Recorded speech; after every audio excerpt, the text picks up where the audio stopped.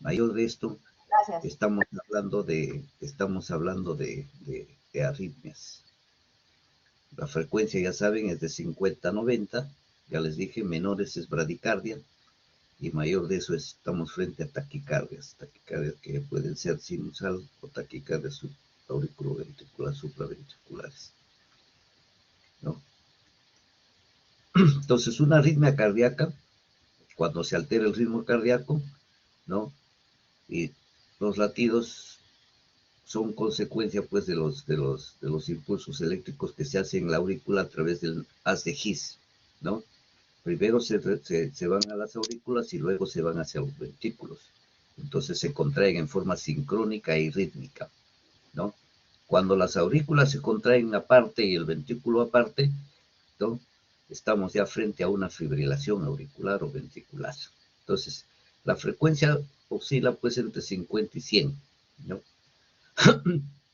El impulso del corazón, ya saben, se inicia en el nodo sinusal, en la aurícula derecha, que ahorita lo vamos a ver, ¿no? Pasa a las aurículas por el nodo aurículo-ventricular, que está situado en la unión de las aurículas con los ventrículos y llega a los ventrículos por medio del haz de His, ¿no? Se conduce a los ventrículos a través del haz de Purkinje, o el sistema de Purkinje que se llama. Acá vamos a ver, ¿no? Acá está el nodo sinusal, ¿no? Con el haz de His. Ya ven ustedes ahí, el sino atrial también se llama, o sino auricular. Y acá se va la frecuencia por las de Bachmann hacia la aurícula izquierda, ¿no? Tienen ustedes los haces internodular anterior, el haz internodular mediano, acá hay 3 haces, y el internodular posterior. Este es en aurícula derecha. Y acá tienen el nódulo aurículo-ventricular, ¿no? Nódulo aurículo-ventricular.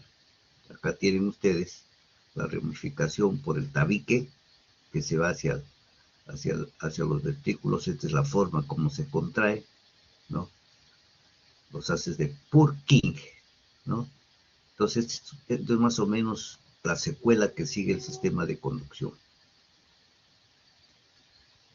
Esto se regula automáticamente por el sistema nervioso autónomo, ahí donde interviene el sistema tanto simpático como parasimpático. Ya ustedes saben que el simpático es una red de nervios que se le va a denominar el plexo simpático. Y el sistema parasimpático llega al corazón a través del nervio vago o neumogástrico, que eso lo conocemos. Y esto lo vamos a hacer cuando hablemos del sistema nervioso, ¿no? Entonces, ya saben, cuando hablábamos de sistema en el corazón, al comienzo del sistema de que el corazón es un órgano exocrino y paracrino, acá tenemos que las hormonas del sistema simpático van a ser la adrenalina y la noradrenalina, que son los responsables de incrementar la frecuencia cardíaca. También llega ahí la hormona tiroidea, ¿no? Que hace el corazón que lata con más rapidez. Por eso es que en el hipertiroidismo, cuando tenemos incremento de la hormona tiroidea, vamos a tener en los pacientes hipertiroideos taquicardia.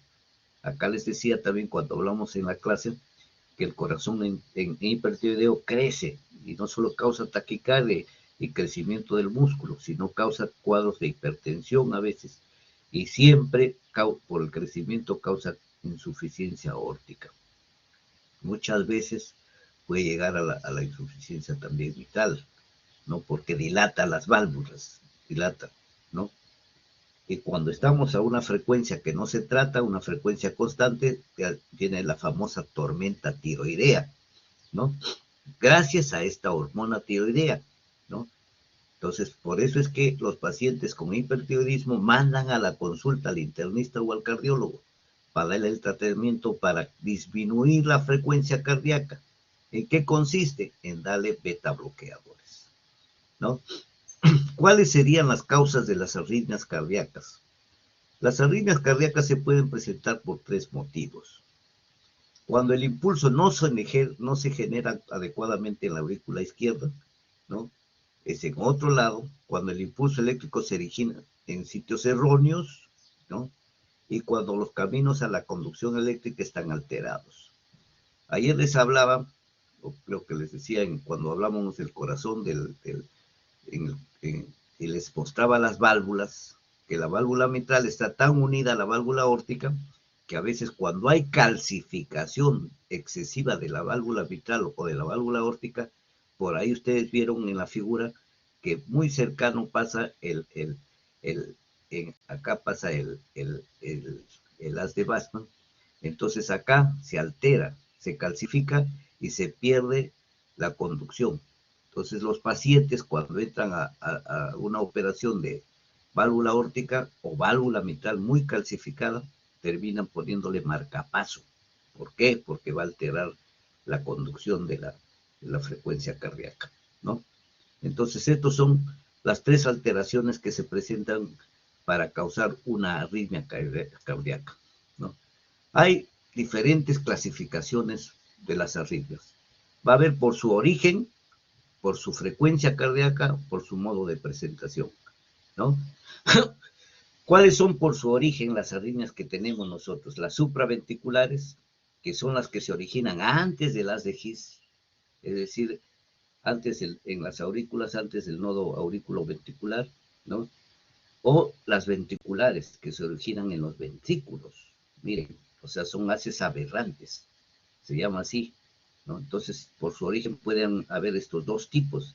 Por su frecuencia cardíaca pueden ser rápidas, entre las que tenemos a las taquicardias, la fibrilación auricular no controlada, son las frecuencias superiores a los 100 latidos por minuto en ambos casos. Tanto la taquicardia como la fibrilación auricular o ventricular no son controladas. Entonces las frecuencias son altísimas. Por eso acá es necesario controlar la frecuencia. El tratamiento es controlar la frecuencia, ¿no? Y en taquicardias llegamos incluso no solo al tratamiento médico, sino llegamos nosotros al tratamiento eléctrico, se dan los famosos choques eléctricos para disminuir la frecuencia, ¿no? Y pueden ser las otras lentas o bradicardias, por debajo de los, yo diría acá no dice los 50, decimos teóricamente, pero muchas veces es debajo de los 48, 45, porque ayer hablábamos que hay frecuencias normales en pacientes que hacen deporte que tienen 45 de frecuencia, y esto hay que tenerlo en cuenta, porque a veces nosotros encontramos pacientes que erróneamente no lo quieren operar porque se necesita marcapaso. Vamos al paciente, le preguntamos, ¿en qué trabaja? Soy cargador, se carga 60, 80 kilos, hace deporte, corre 2 kilómetros diarios, ¿no? Hace ejercicio todos los días. Estos pacientes o personas tienen frecuencias bajas. Entonces, es importantísimo preguntar esto, por eso estamos realizando la historia clínica, que es una serie de preguntas de signos y síntomas, ¿no? O puede ser por su modo de presentación. Por su modo de presentación pueden ser crónicas de carácter permanente, una fibrilación es de carácter permanente y hay que darle tratamiento, o paroxísticas, que se presentan en ocasiones puntuales. Por ejemplo, ustedes ayer tuvieron su taquicardia antes del examen, no es paroxística, por el examen se presentó en una carrera, una subida de escaleras, un susto, ¿no? Entonces hay cosas que son ocasionales. Entonces, eso es importante tener en cuenta en cuanto a arritmias, ¿no? Y en cuanto a síntomas, ¿qué síntomas presenta una arritmia, ¿no? Pueden causar palpitaciones, que ya dijimos, ya describimos lo que es una palpitación. Puede presentar mareos, ¿no? Inestabilidad. Pueden presentar crisis sincopales, pérdida de conocimiento. ¿Y esto por qué se da?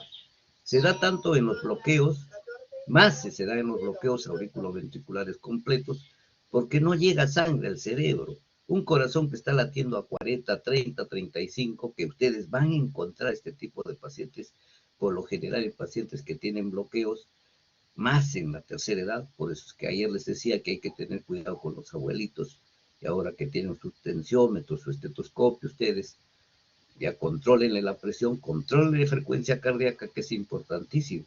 No vaya a ser que en la casa del herrero, cuchillo y palo. Hay un médico ahí y no le toma la frecuencia ni la presión al abuelito, a la abuelita, al papá, a la mamá.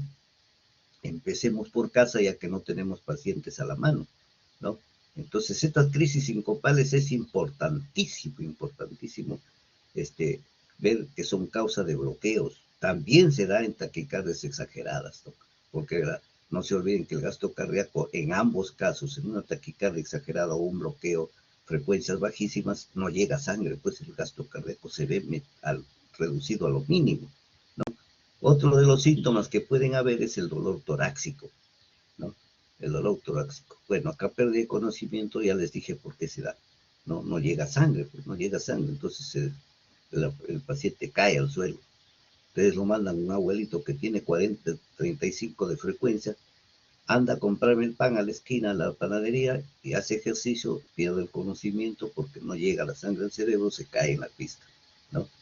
Muchas veces esto pasa inadvertido porque los pacientes o los familiares no nos dicen que tienen mareos, no nos dicen que tienen pequeñas cefaleas, entonces pasan inadvertidos.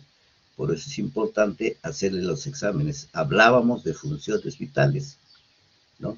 Y ahí es lo importante. Nos olvidamos, les decía ayer, de tomar pulso, de tomar frecuencia respiratoria, de tomar presión, de tomar temperatura. Son cosas básicas que no nos debemos olvidar. ¿Cómo se diagnostica? Acá está el problema.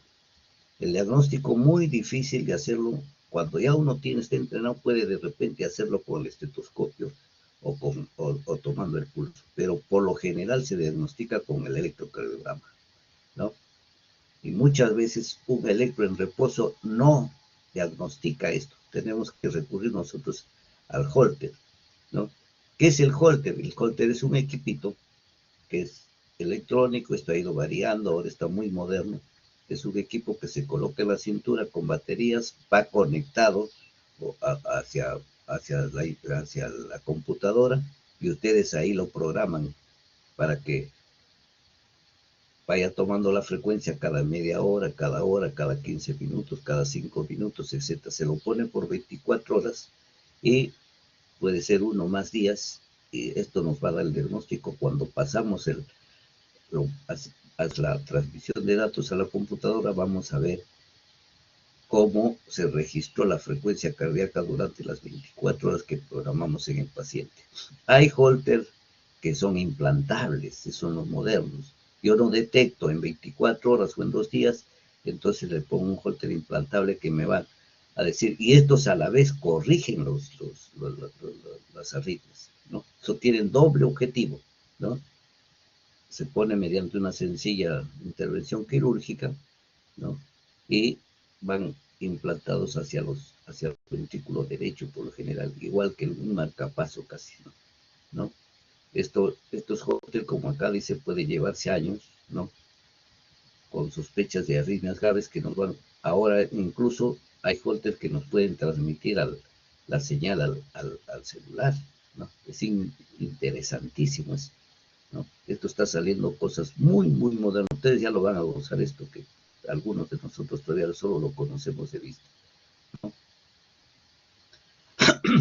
Si nosotros, el paciente nos dice, por ejemplo, que solo presenta cuando corre, entonces le hacemos un test de esfuerzo. El test de esfuerzo no es otra cosa que una bicicleta ergonómica o una faja de correr que se pone al paciente, se conecta unos electrodos en el pecho y estos van a un monitor cardíaco y ahí se hace correr al paciente, se le toma la presión y nos va dando la frecuencia cardíaca en el monitor y nos va dando si hay las arritmias. Es otro modo de detectar mediante la prueba de esfuerzo. Entonces tenemos varias formas de detectar esto, ¿no?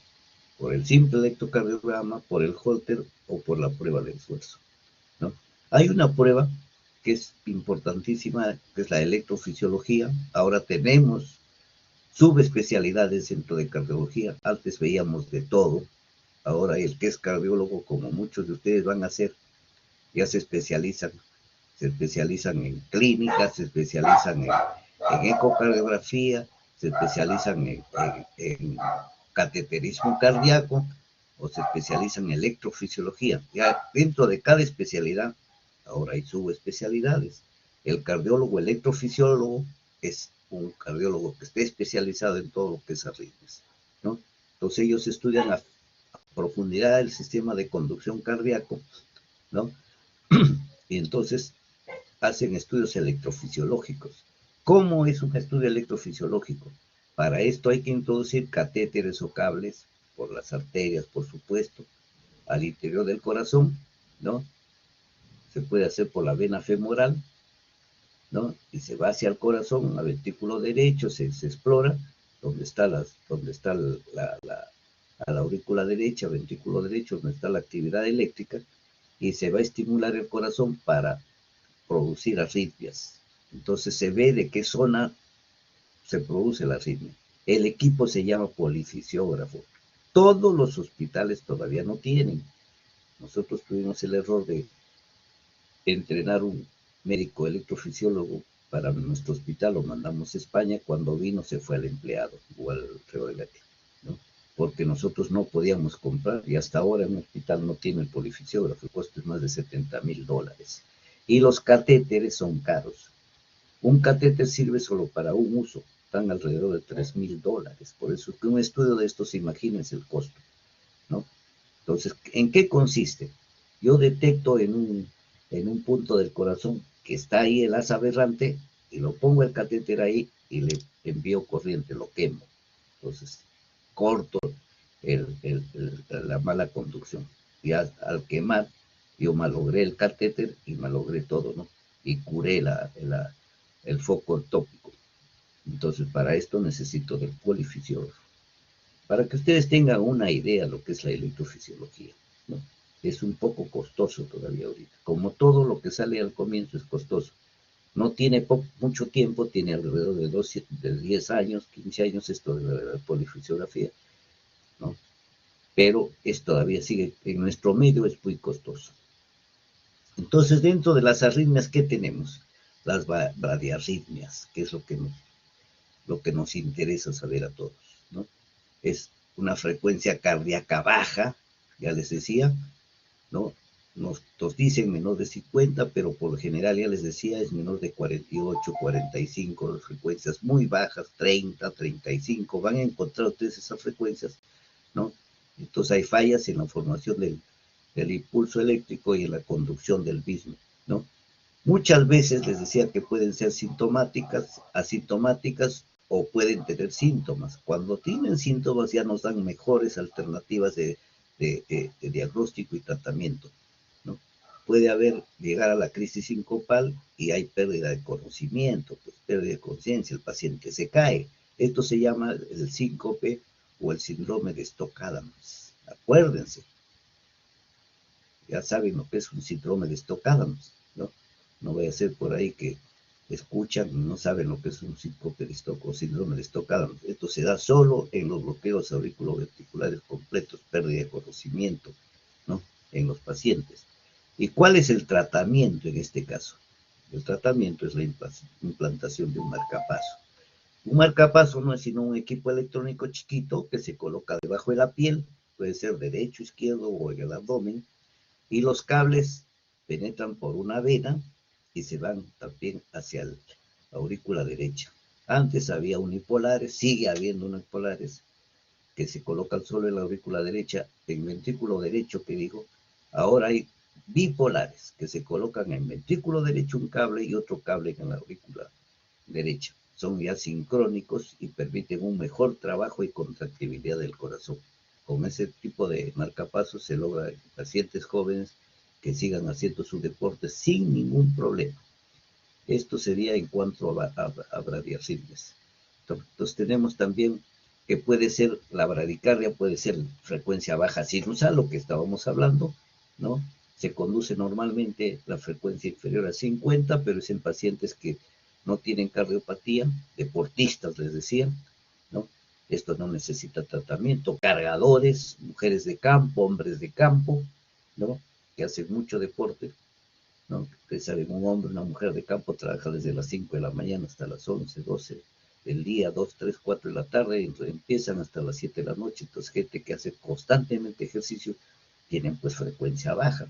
Cuando hace un poco de ejercicio llegan a 70, 80 con ajustes, pero es por el entrenamiento físico.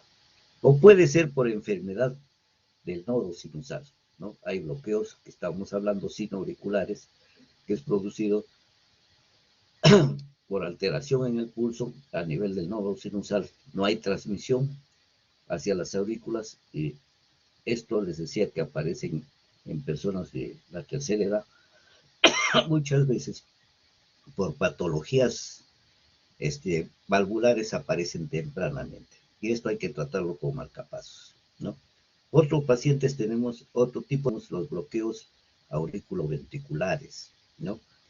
Acá el estímulo no se conduce adecuadamente de las aurículas a los ventrículos, ¿no?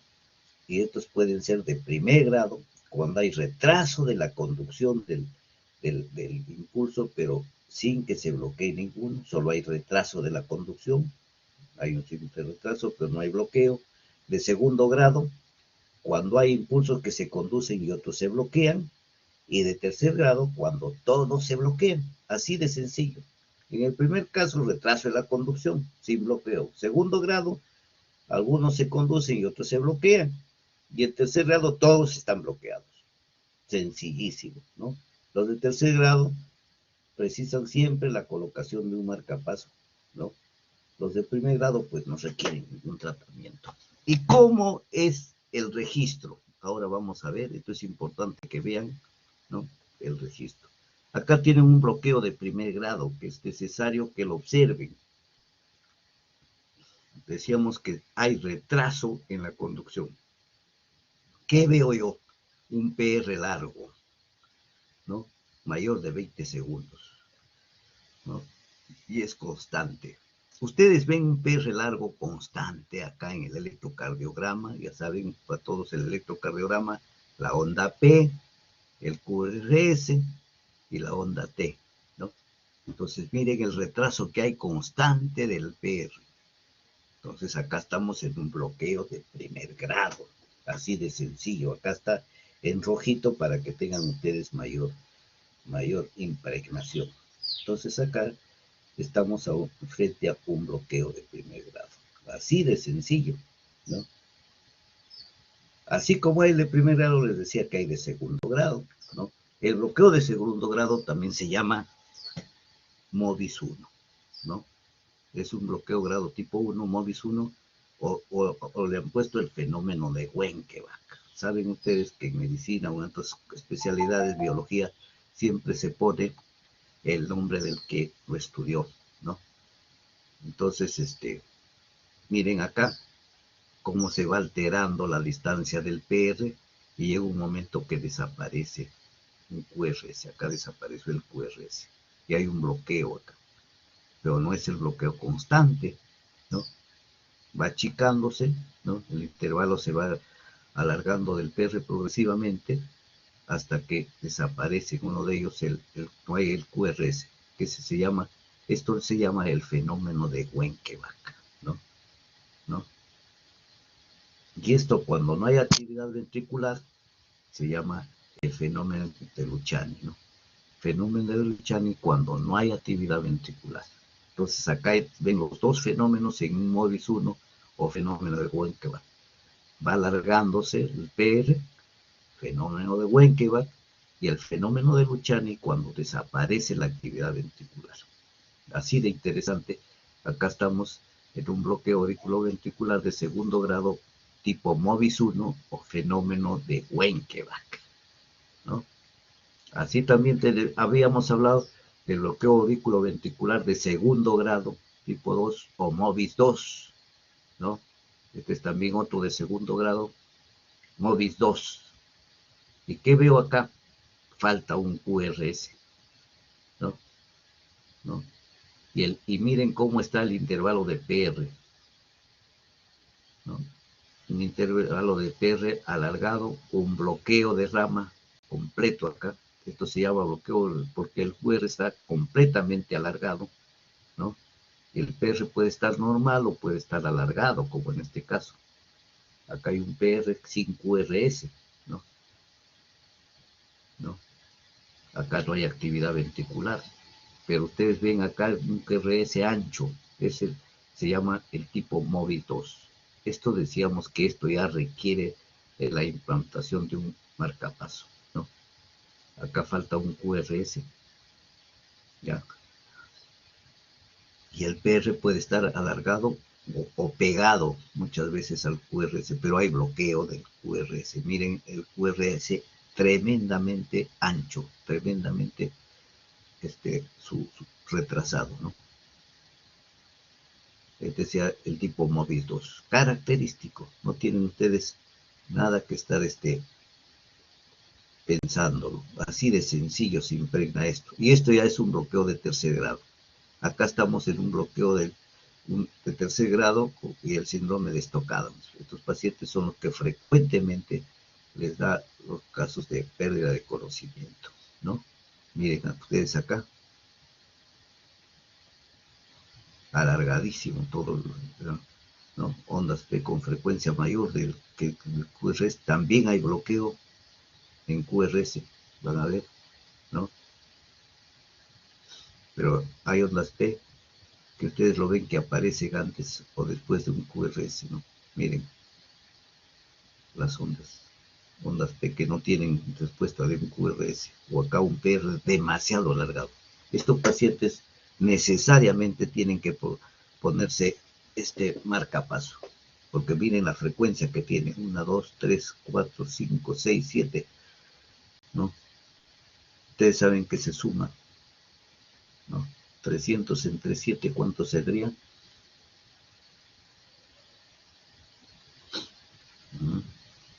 Este tiene una frecuencia de más o menos 35 latidos por minuto. Entonces estos pacientes son pacientes que van necesariamente al marcapaso. Esto es en cuanto que hablamos de frecuencia baja. Cuando hablamos de frecuencia alta estamos hablando de taquiarritmias supraventriculares. La frecuencia cardíaca es mayor de 100 latidos por minuto, ¿no? Y se producen por encima de los ventrículos, ¿no? En las aurículas se produce en el nodo auriculoventricular, por encima de las EGIs, ¿no? Entonces, estos tipos de arritmias, taquiarritmias supraventriculares, ¿cuáles son? La arritmia sinusal respiratoria, que lo tienen los niños y algunos jóvenes, es de origen fisiológico.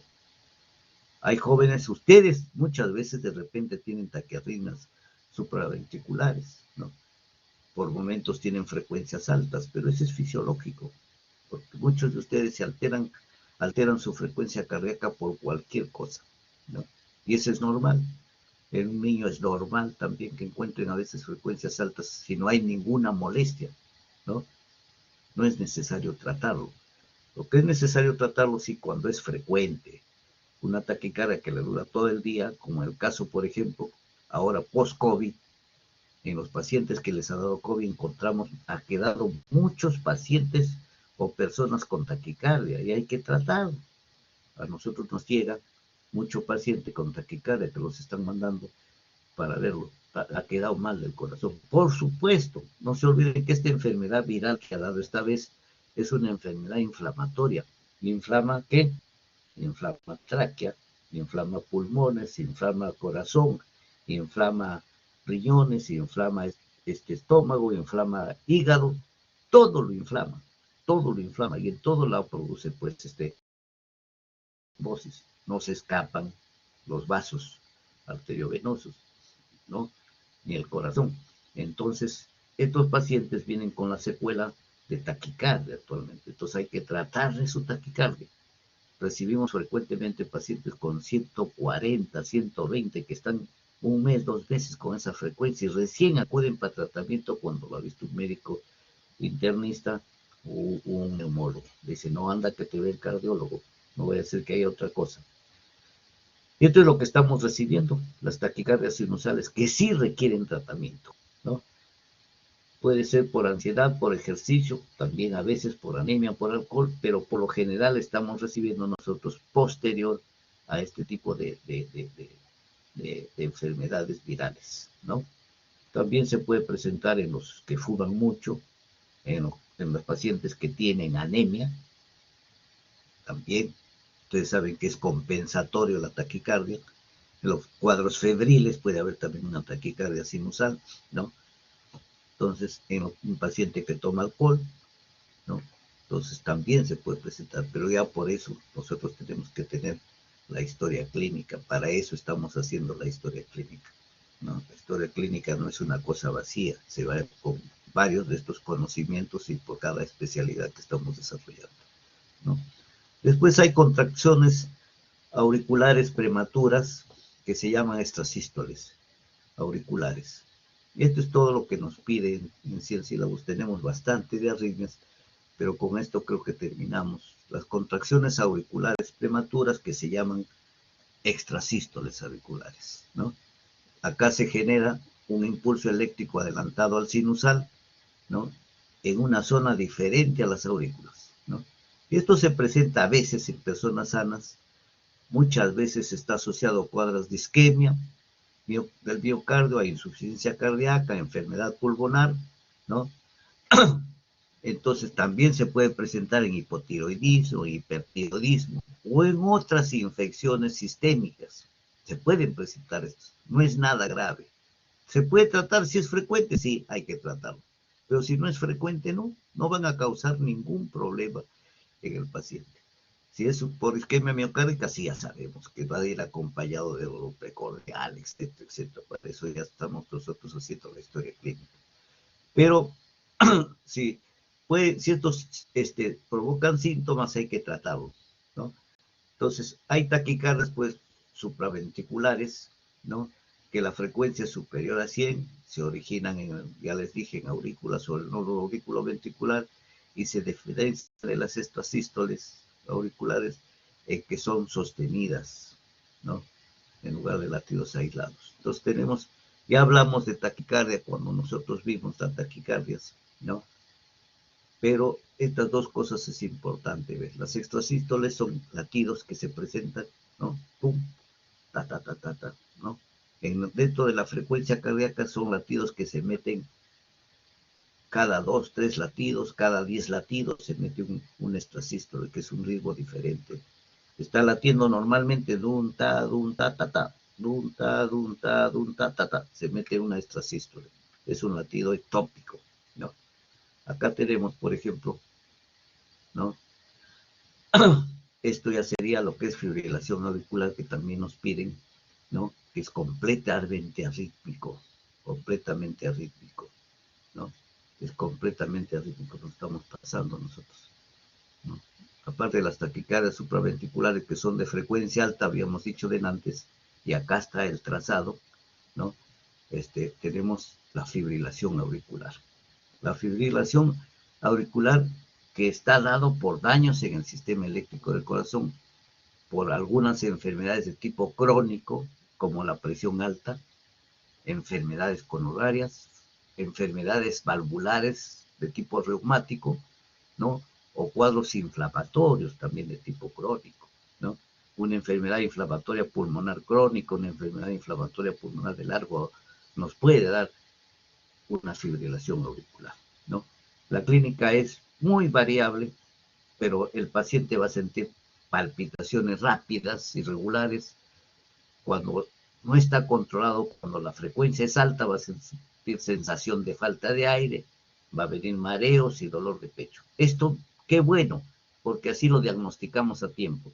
Hay pacientes que toman sus pastillitas, todo, y tienen una fibrilación por años sin tratar, y es peligroso, ¿no?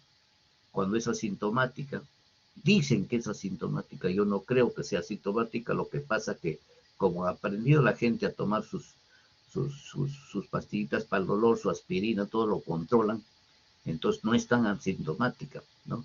Pero el riesgo de no tratar una fibrilación auricular, por eso que toda fibrilación auricular, como las taquicardias, ya que son constantes, hay que tratarlo, se asocia a riesgo tromboembólico, y ese es el riesgo.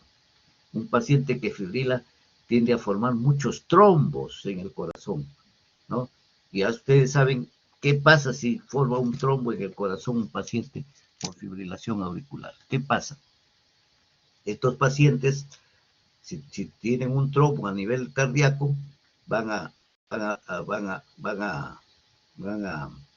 estos trombos van a migrar por el latido cardíaco a nivel de cerebro o a nivel de miembros inferiores y pueden causar una trombosis de miembros inferiores, pueden causar un infarto cuando hay obstrucción coronaria o pueden causar un ACV a nivel cerebral. Este es el riesgo de los trombos.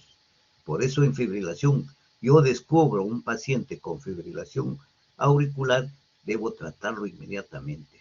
¿Y cuál es el tratamiento? Bajar la frecuencia cardíaca. Antes y ahora se está usando, yo sigo usando la digoxina.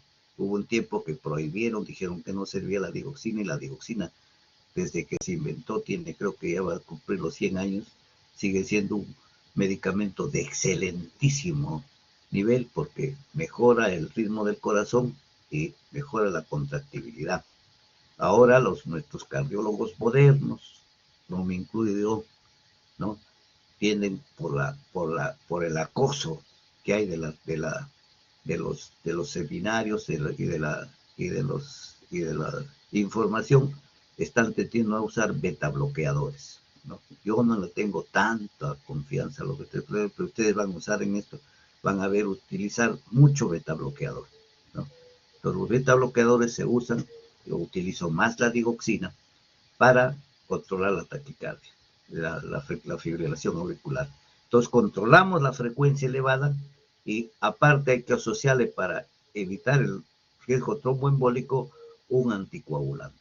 Pueden usar desde la aspirina, pueden usar el clopidogrel, pueden usar un tratamiento más severo como es la warfarina, ¿no? Entonces, pero esto hay que anticoagularlo. Ustedes, pacientes que encuentren con fibrilación, deben dar el tratamiento para bajar la frecuencia cardíaca y medicamentos para evitar la trombosis. Esto sí tienen que ustedes captarlo de inmediato y no olvidarse jamás, ¿no? Puede tratarse esto, o con el tratamiento que les digo, o puede hacerse la famosa ablación eléctrica también, como les habíamos hablado antes, por medio de catéteres que se introducen y se producen las quemaduras eléctricas, ¿no?, que se llama la ablación, ¿no? Entonces, esto muchas veces en algunos países se están utilizando porque les resulta el tratamiento bajo, pero para nosotros todavía es alto. Pero no se olviden que acá se debe usar los antiagregantes o anticoagulantes. La que más se usa, pues, es la aspirina, y de ahí que viene que casi todos los médicos toman tu aspirina. Es mentira, pues la aspirina no va a curar ni prevenir nada. Acá en este caso sí es importantísimo porque nos previene un trombo, pero en otros casos no, pues no sirve, ¿no? Estamos dando negocio nosotros a un laboratorio, los laboratorios, que no es necesario, ¿no? La aspirina tiene sus indicaciones, ya veíamos que hay hasta toxicidad por la aspirina, ¿no? Otro de las arritmias que hay es el aleteo o flatter auricular también, que ustedes lo van a escuchar, ¿no? Eso es un aleteo propiamente. Flatter es una frecuencia rapidísima que se da similar, es más alta que la fibrilación auricular, no tiene control, y estos tienen mayor riesgo tromboembólico, ¿no? ¿No? Esto es cuando la frecuencia es mayor de 150 latidos por minuto, ya estamos hablando de flatter auricular o aleteo. Son bien de bastante riesgo. Esto se da en pacientes muy delicados que a veces esto no se da por lo general en domicilio, se da cuando los pacientes están hospitalizados, ¿no? O muchas veces, alguna vez de repente en domicilio nadie lo detecta, ¿no? Que es producida por un fenómeno que se conoce como reentrada auricular, ¿no? Se asocia siempre a cardiopatías de tipo crónico, enfermedades pulmonares. El tratamiento es igual que la fibrilación auricular, debe ser inmediato porque el paciente a veces hace trombosis de inmediato y no nos da lugar a nada, ¿no? Acá tienen un electro de fibrilación auricular, el ritmo es completamente irregular, ¿no? Completamente irregular, y hay la presencia de ondas. Estas ondas que ven ustedes en la fibrilación, estos se llaman ondas F, por eso es que se le llama fibrilación auricular, son las famosas ondas F, ¿no? Y en el flatter vamos a ver, con eso terminamos, y vemos, miren, así completamente irregular la frecuencia cardíaca. Estas son ondas de flatter, estas son el flatter auricular, ¿no? Con eso vamos a terminar todo lo que es arritmias, porque no nos piden más, porque arritmias tenemos para seguir de repente toda la tarde, pero ya es un poco tedioso. Nos vamos a meter en cosas que sería necesario explicarles más lentamente. Vamos a pasar a la otra clase que tenemos, que es de, hasta acá viene la parte que es importante que ustedes conozcan y lo básico, ¿no? Vamos a respirar 5 minutos y entramos nosotros a la parte de valvulopatía mitral, que tenemos tiempo de más.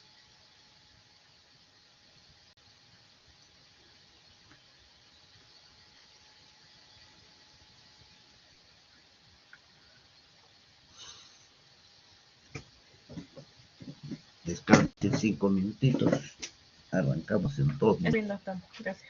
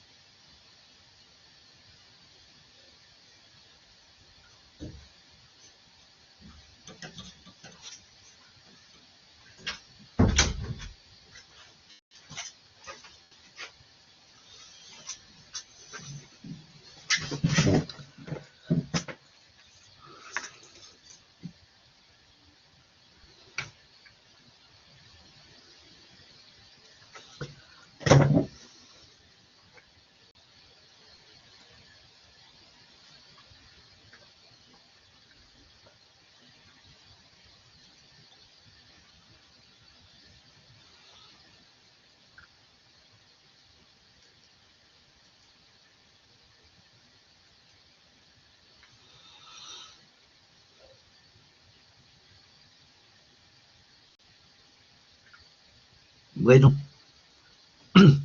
vamos a hablar un poco ya iniciando nuestra etapa de valvulopatías.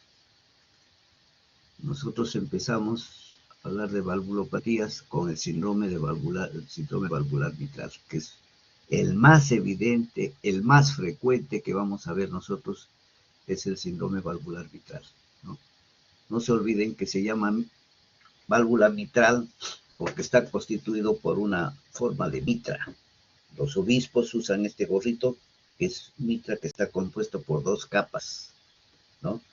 Entonces, por eso lleva su nombre de mitra. Son 2 válvulas, 2 partes. Es mitra. Alguien lo vio que tenía los obispos esta forma y le puso mitra. Entonces, esto está constituido por un anillo mitral, 2 valvas, una anterior y una posterior, cuerdas tendinosas y músculos papilares que son los que los van a sostener a las valvas hacia el músculo cardíaco, ¿no? Entonces, estos son todos los componentes de la válvula mitral.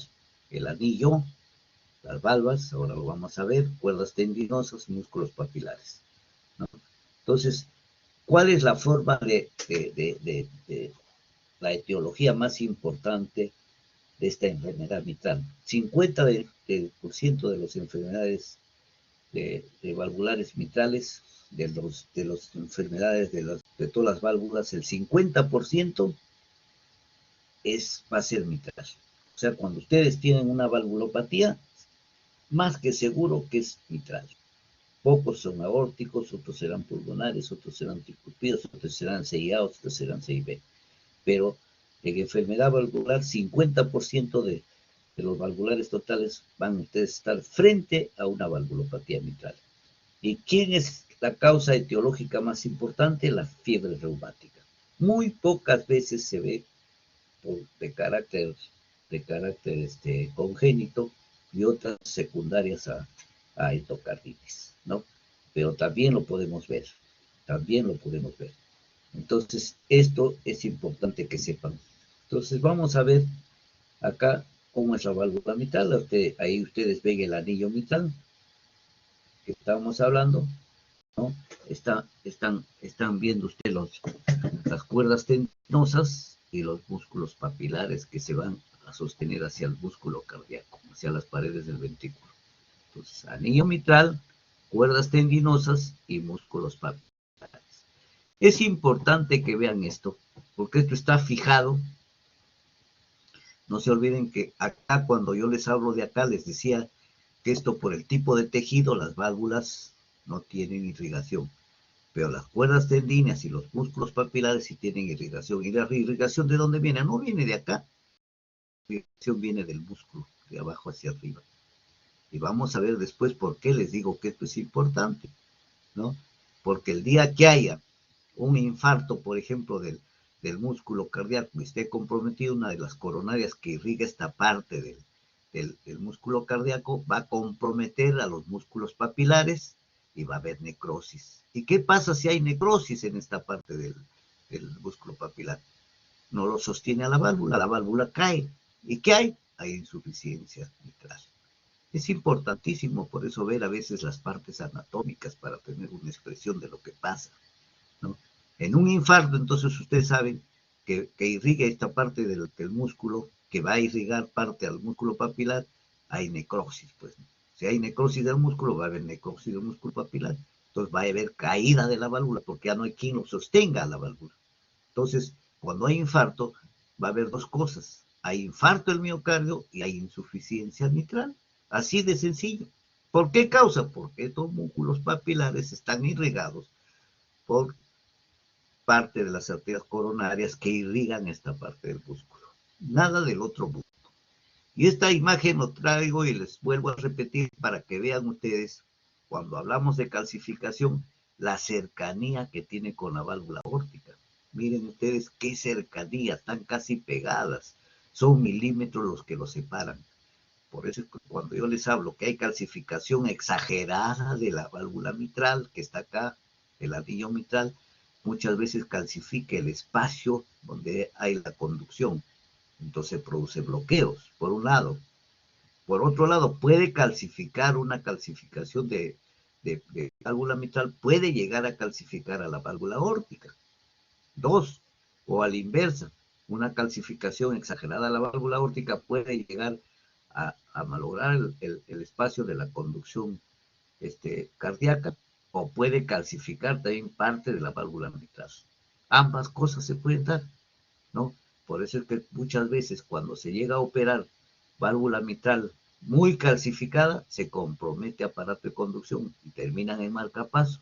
Y a la inversa, cuando se operan también válvula aórtica, que está muy calcificada, terminan también con marcapaso. Entonces ya para ustedes no es extraño saber un paciente que fue y se puso una prótesis mitral o aórtica, en la mayoría de los casos, termine con marcapaso. Esta es una de las causas por la vecindad que hay de ambas válvulas, ¿no? Observen ustedes lo importante que es la válvula. Es una válvula parecida a la válvula tricúspide, bien parecida, y están en la misma posición. Y miren, la pulmonar y la aórtica también están en posiciones diferentes, una de aurícula izquierda y otra de aurícula derecha, pero están casi por ahí parecidas, ¿no? Entonces, existen, de acuerdo a esto, tres tipos de calcificación. Uno que puede ser estenosis mitral, la válvula se achica, se calcifica, achica su diámetro de salida, que se llama estenosis mitral. Otro que queda fijo el diámetro de salida, entonces hay insuficiencia mitral, ¿no? Porque la válvula cae, en el caso de infarto, cae la válvula, entonces se vuelve insuficiente. En casos de enfermedad por endocarditis se vuelve insuficiente, ¿no? O puede haber doble lesión mitral. ¿Cuándo es doble lesión mitral? Cuando la válvula está calcificada y fija, Entonces, hay las dos cosas. Hay estenosis y hay insuficiencia. ¿Por qué? Porque hay estenosis, no deja pasar, la apertura se cerró, y hay insuficiencia porque deja retornar la sangre a la aurícula izquierda. Entonces, estamos hablando de tres tipos de presentación de patología mitral, ¿no? Estenosis, insuficiencia y doble lesión mitral, ¿no? Es importantísimo eso. Entonces, acá ven nuevamente la válvula mitral, acá lo ven muy bonito, pegado a la aórtica, ¿no? La válvula mitral, acá, miren, como una mitra, músculos, músculos papilares y las cuerdas tendinosas, pegado casi a la válvula aórtica, ¿ya? ¿No? Pegado casi a la válvula aórtica.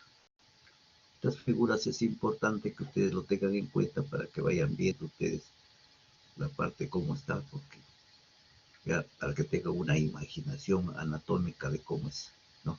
Entonces, ¿qué es estenosis mitral? Ya les dije que la estenosis mitral está dado un altísimo porcentaje por la fiebre reumática, ¿no? La fiebre reumática, habíamos dicho que es la causa más frecuente para que se produzca estenosis mitral, ¿no? Causas congénitas es excepcional, ¿no? Es excepcional. Y también se puede producir, les decía, por problemas de endocarditis, también, ¿no?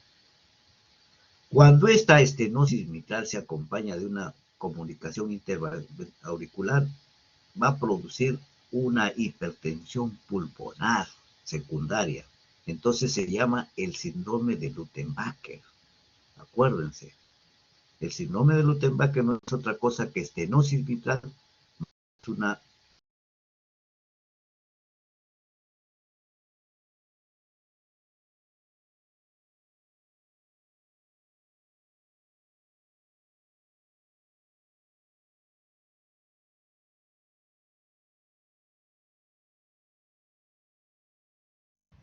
Doctor, disculpe, no se le escucha.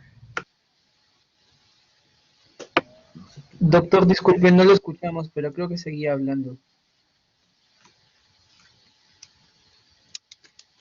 no sé qué ha pasado. Yo estoy con buen volumen acá. ¿Se escucha ahorita? ¿Se escucha? Sí, ahora se le escucha, doctor. Parece que fue su señal, doctor. Estaba No reconectándose. sé qué ha pasado. No sé qué ha pasado. Bueno, vamos a volver a hablar. No hay nada del otro mundo. ¿Desde dónde nos escuchó, por favor?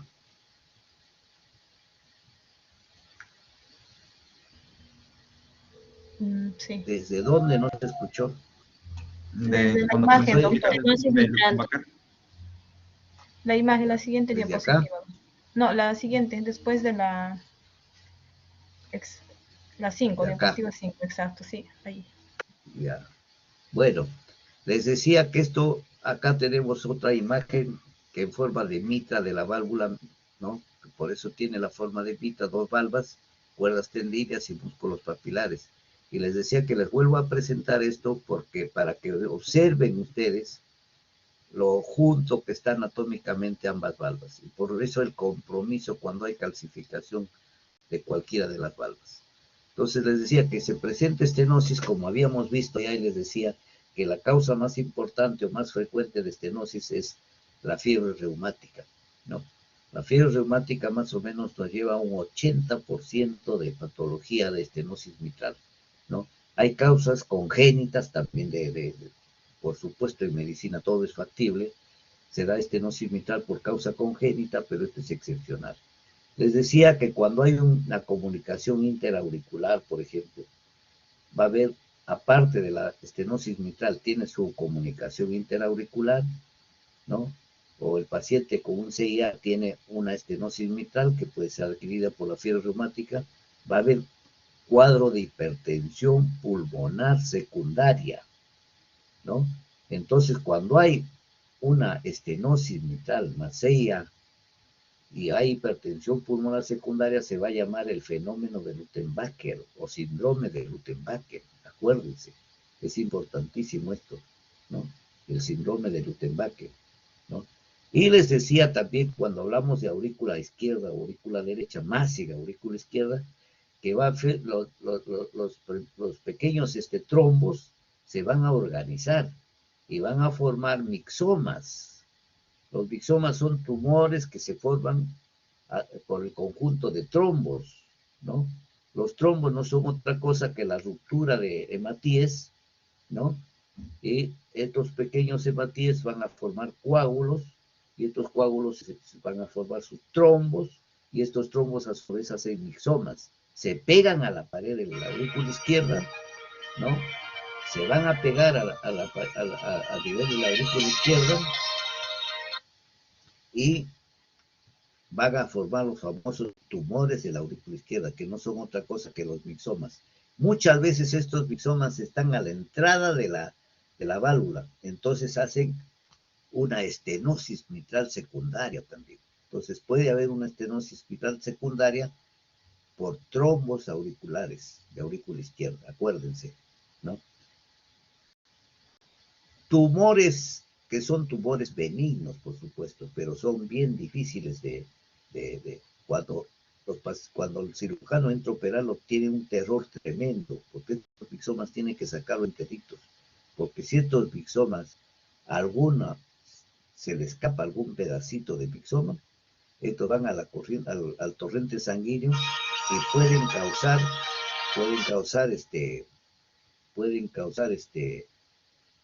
obstrucción en cualquiera de las arterias, y ya decíamos que pueden causar hasta CVs o pueden causar trombosis de miembros inferiores, ¿no?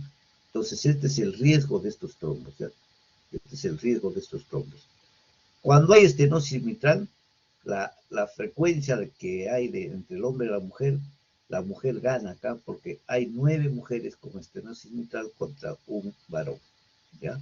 Entonces ya saben, la frecuencia es mayor en el sexo femenino. Acá tenemos una válvula más bonita, más presentable, para que vean ustedes, ¿no?, cómo es una válvula mitral. Acá sí ya nadie puede decir que no lo ve, ¿no? Acá tienen la válvula mitral, una válvula mitral indemne, por supuesto, ¿no? No tiene nada. Ahí está su anillo, y ahí está la válvula mitral hacia adentro. Ahí tienen las cuerdas tendíneas que hablamos y los músculos papilares que se ven excelentemente, ¿no? Los músculos papilares, ¿ya? Entonces, esto les decía que muchas veces se calcifica esto y se puede haber calcificación también de cuerdas tendíneas, ¿no? Aparte de haber calcificación de la válvula, puede haber calcificación de las cuerdas tendíneas, ¿no? Entonces, esto lo lleva a la larga a la insuficiencia. Y otra cosa les decía que cuando hay infarto, no hay irrigación de los músculos papilares. Entonces hay necrosis y se va a la insuficiencia. Es importante estas cosas ustedes que lo fijen, ¿ya? Es importante que fijen. Son cosas que se les da en teoría, pero en la práctica se cumplen exactamente como vemos. ¿Y cómo sería una válvula calcificada? Ahí ven ustedes una estenosis. Acá ven una válvula que ha sido extraída, sacada quirúrgicamente para tener reemplazo protésico. Entonces acá miren la estenosis, es evidente. Y esto en la ecografía lo pintan porque les dice, esta es una estenosis pues de 0,5, es una estenosis crítica. Este paciente si no se opera se moría, ¿no? Esta es una estenosis ya de grado crítico. Y así están la mayoría de nuestros pacientes. ¿Por qué? Porque tenemos pocas salas en Lima, por ejemplo, como se ve en el resto del país, para cirugía cardíaca, ¿no? Yo tengo que felicitar, por ejemplo, acá lo hago públicamente con ustedes, porque acá tenemos alumnos de la sede del 12 de mayo. El 12 de mayo es la sede que más opera corazón ahorita, tanto como el INCOR, que es el Seguro Social, ¿no? Y tengo que decirles que mi hospital antes era el que más operaba y fue el primer hospital de salud pública que operaba corazón, ¿no? Sin embargo, se ha ido formando residentes y nosotros hemos caído. Está ahorita levantando seguramente la cirugía. Uno, al comienzo, porque no había plata para la cirugía, los pacientes no podían comprar su prótesis porque la prótesis era cara. Una prótesis subía a los $2,000. Aparte tenían que comprar un oxigenador para el filtro de la sangre, para máquina sangre-pulmón. que costaba también como 400, 500 dólares, el equipo de suturas, el equipo de cables para la máquina de sangre, las mangueritas esas. Entonces todo era una cantidad de plata para cada paciente. Ahora el CIS favorece bastante la cirugía, pero el 12 de mayo nos está llevando y tenemos que felicitarnos. Yo lo menciono, el doctor Peralta ahí, que es el jefe, ha sido uno de nuestros residentes del Hipólito, formado en el Hipólito, y ahora él lidera con bastante capacidad el equipo del 2 de mayo, ¿no? Está operando 3 o 4 veces más que nuestro hospital, ¿no? Y esto tenemos que reconocerlo y hacerlo público, porque los méritos por lo menos que se conozcan, ¿no? Pero esta es una válvula. Estas válvulas se reemplazan por prótesis mecánicas, que no es sino un anillo de metal de tungsteno, o una jaulita, ¿no? Con 4, y adentro tiene una bola plástica de Silastics. Entonces esa es la válvula protésica, ¿no? Un anillo con una jaulita, háganse la idea de una jaulita con 4 ganchos, y adentro una bolita, ¿no? Entonces esas son las válvulas protésicas que se implantan, se cosen después de sacar esto, y hay que darles a los pacientes anticoagulación de por vida, porque esas bolitas siempre machacan hematíes y rompen hematíes. Hay otro tipo de válvulas que, para que sepan también, que son las válvulas biológicas, que esto lo hace bastante Brasil. Nosotros no lo hacemos por dejadez también. Brasil lo fabrica, antes lo fabricaban de pericardio de chancho, después lo hacían de peritoneo de chancho, ¿no? Lo fabrica un grupo de residentes y lo venden. Nosotros a veces compramos una válvula biológica, ¿no? Es barata, no cuesta sino $800, creo. Y la ventaja que esto se pone a pacientes jóvenes, por ejemplo, que pueden gestar, porque un paciente con válvula biológica no necesita anticoagularlo. Esa es la ventaja. Te dicen, ¿por qué biológica y por qué protésica? Porque la protésica es más fácil de conseguir, está a la mano, lo vende. La biológica más difícil, porque hay que conservarlo por un tiempo nomás, después tampoco sirve si lo tenemos mucho tiempo nosotros en el frasco, si no lo colocamos en el paciente. Y la desventaja está, o la ventaja está, que la biológica no necesita coagulación, anticoagulación, ¿no? Entonces, en una estenosis mitral se puede presentar 4 tipos de fusión en el aparato valvular. Acá dice valvular, está mal escrito, es valvular, ¿ya? Es valvular, ¿no? Entonces hay fusión de las comisuras ya vieron ustedes, en un 30%, puede haber fusión de valvas, y esto lo van a ver que nos da la forma de boca pescado con la fusión de las valvas, un 10%, hay fusión de las cuerdas tendíneas, un 10%, y fusión combinada, un 50%. Esto es lo más alto que tenemos nosotros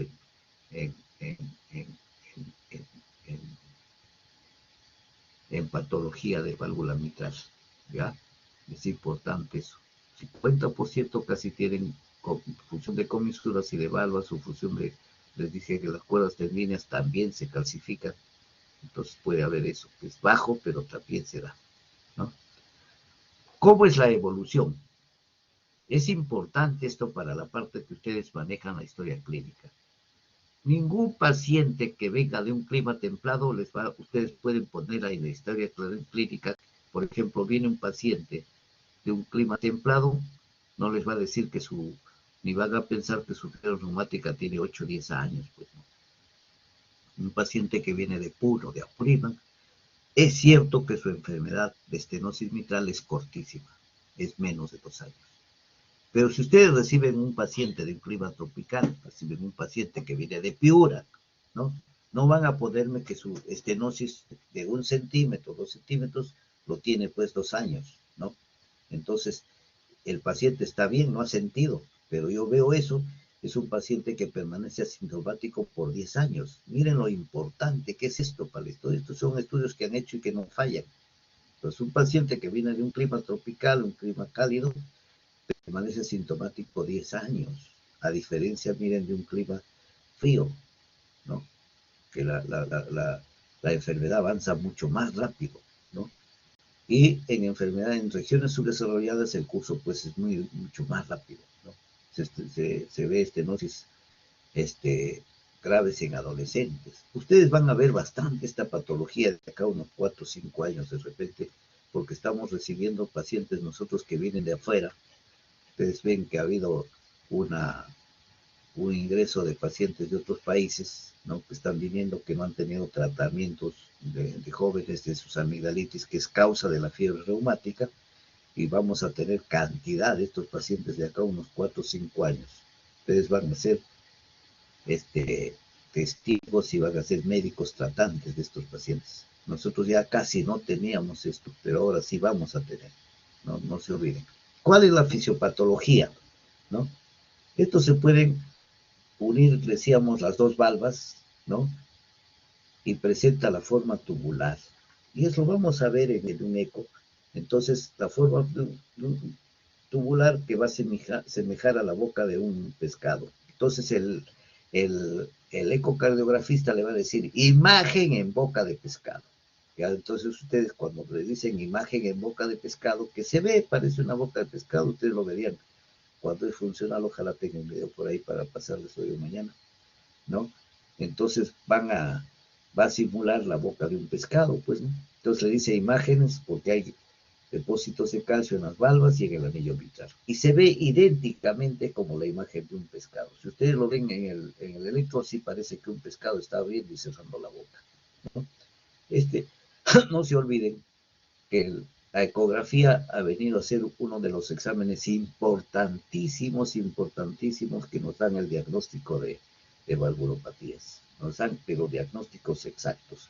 Ahora está viendo que también la tomografía ya está queriendo, no queriendo, ya se introdujo de cajón y está dando diagnósticos, pero de lo más precisos, ya lo va a reemplazar a la ecocardiografía. Entonces, en el futuro, un radiólogo con un buen tomógrafo, con buenos exámenes, nos van a dar también una precisión. Y lo mejor que ustedes saben que ahí en la tomografía está interviniendo la computadora.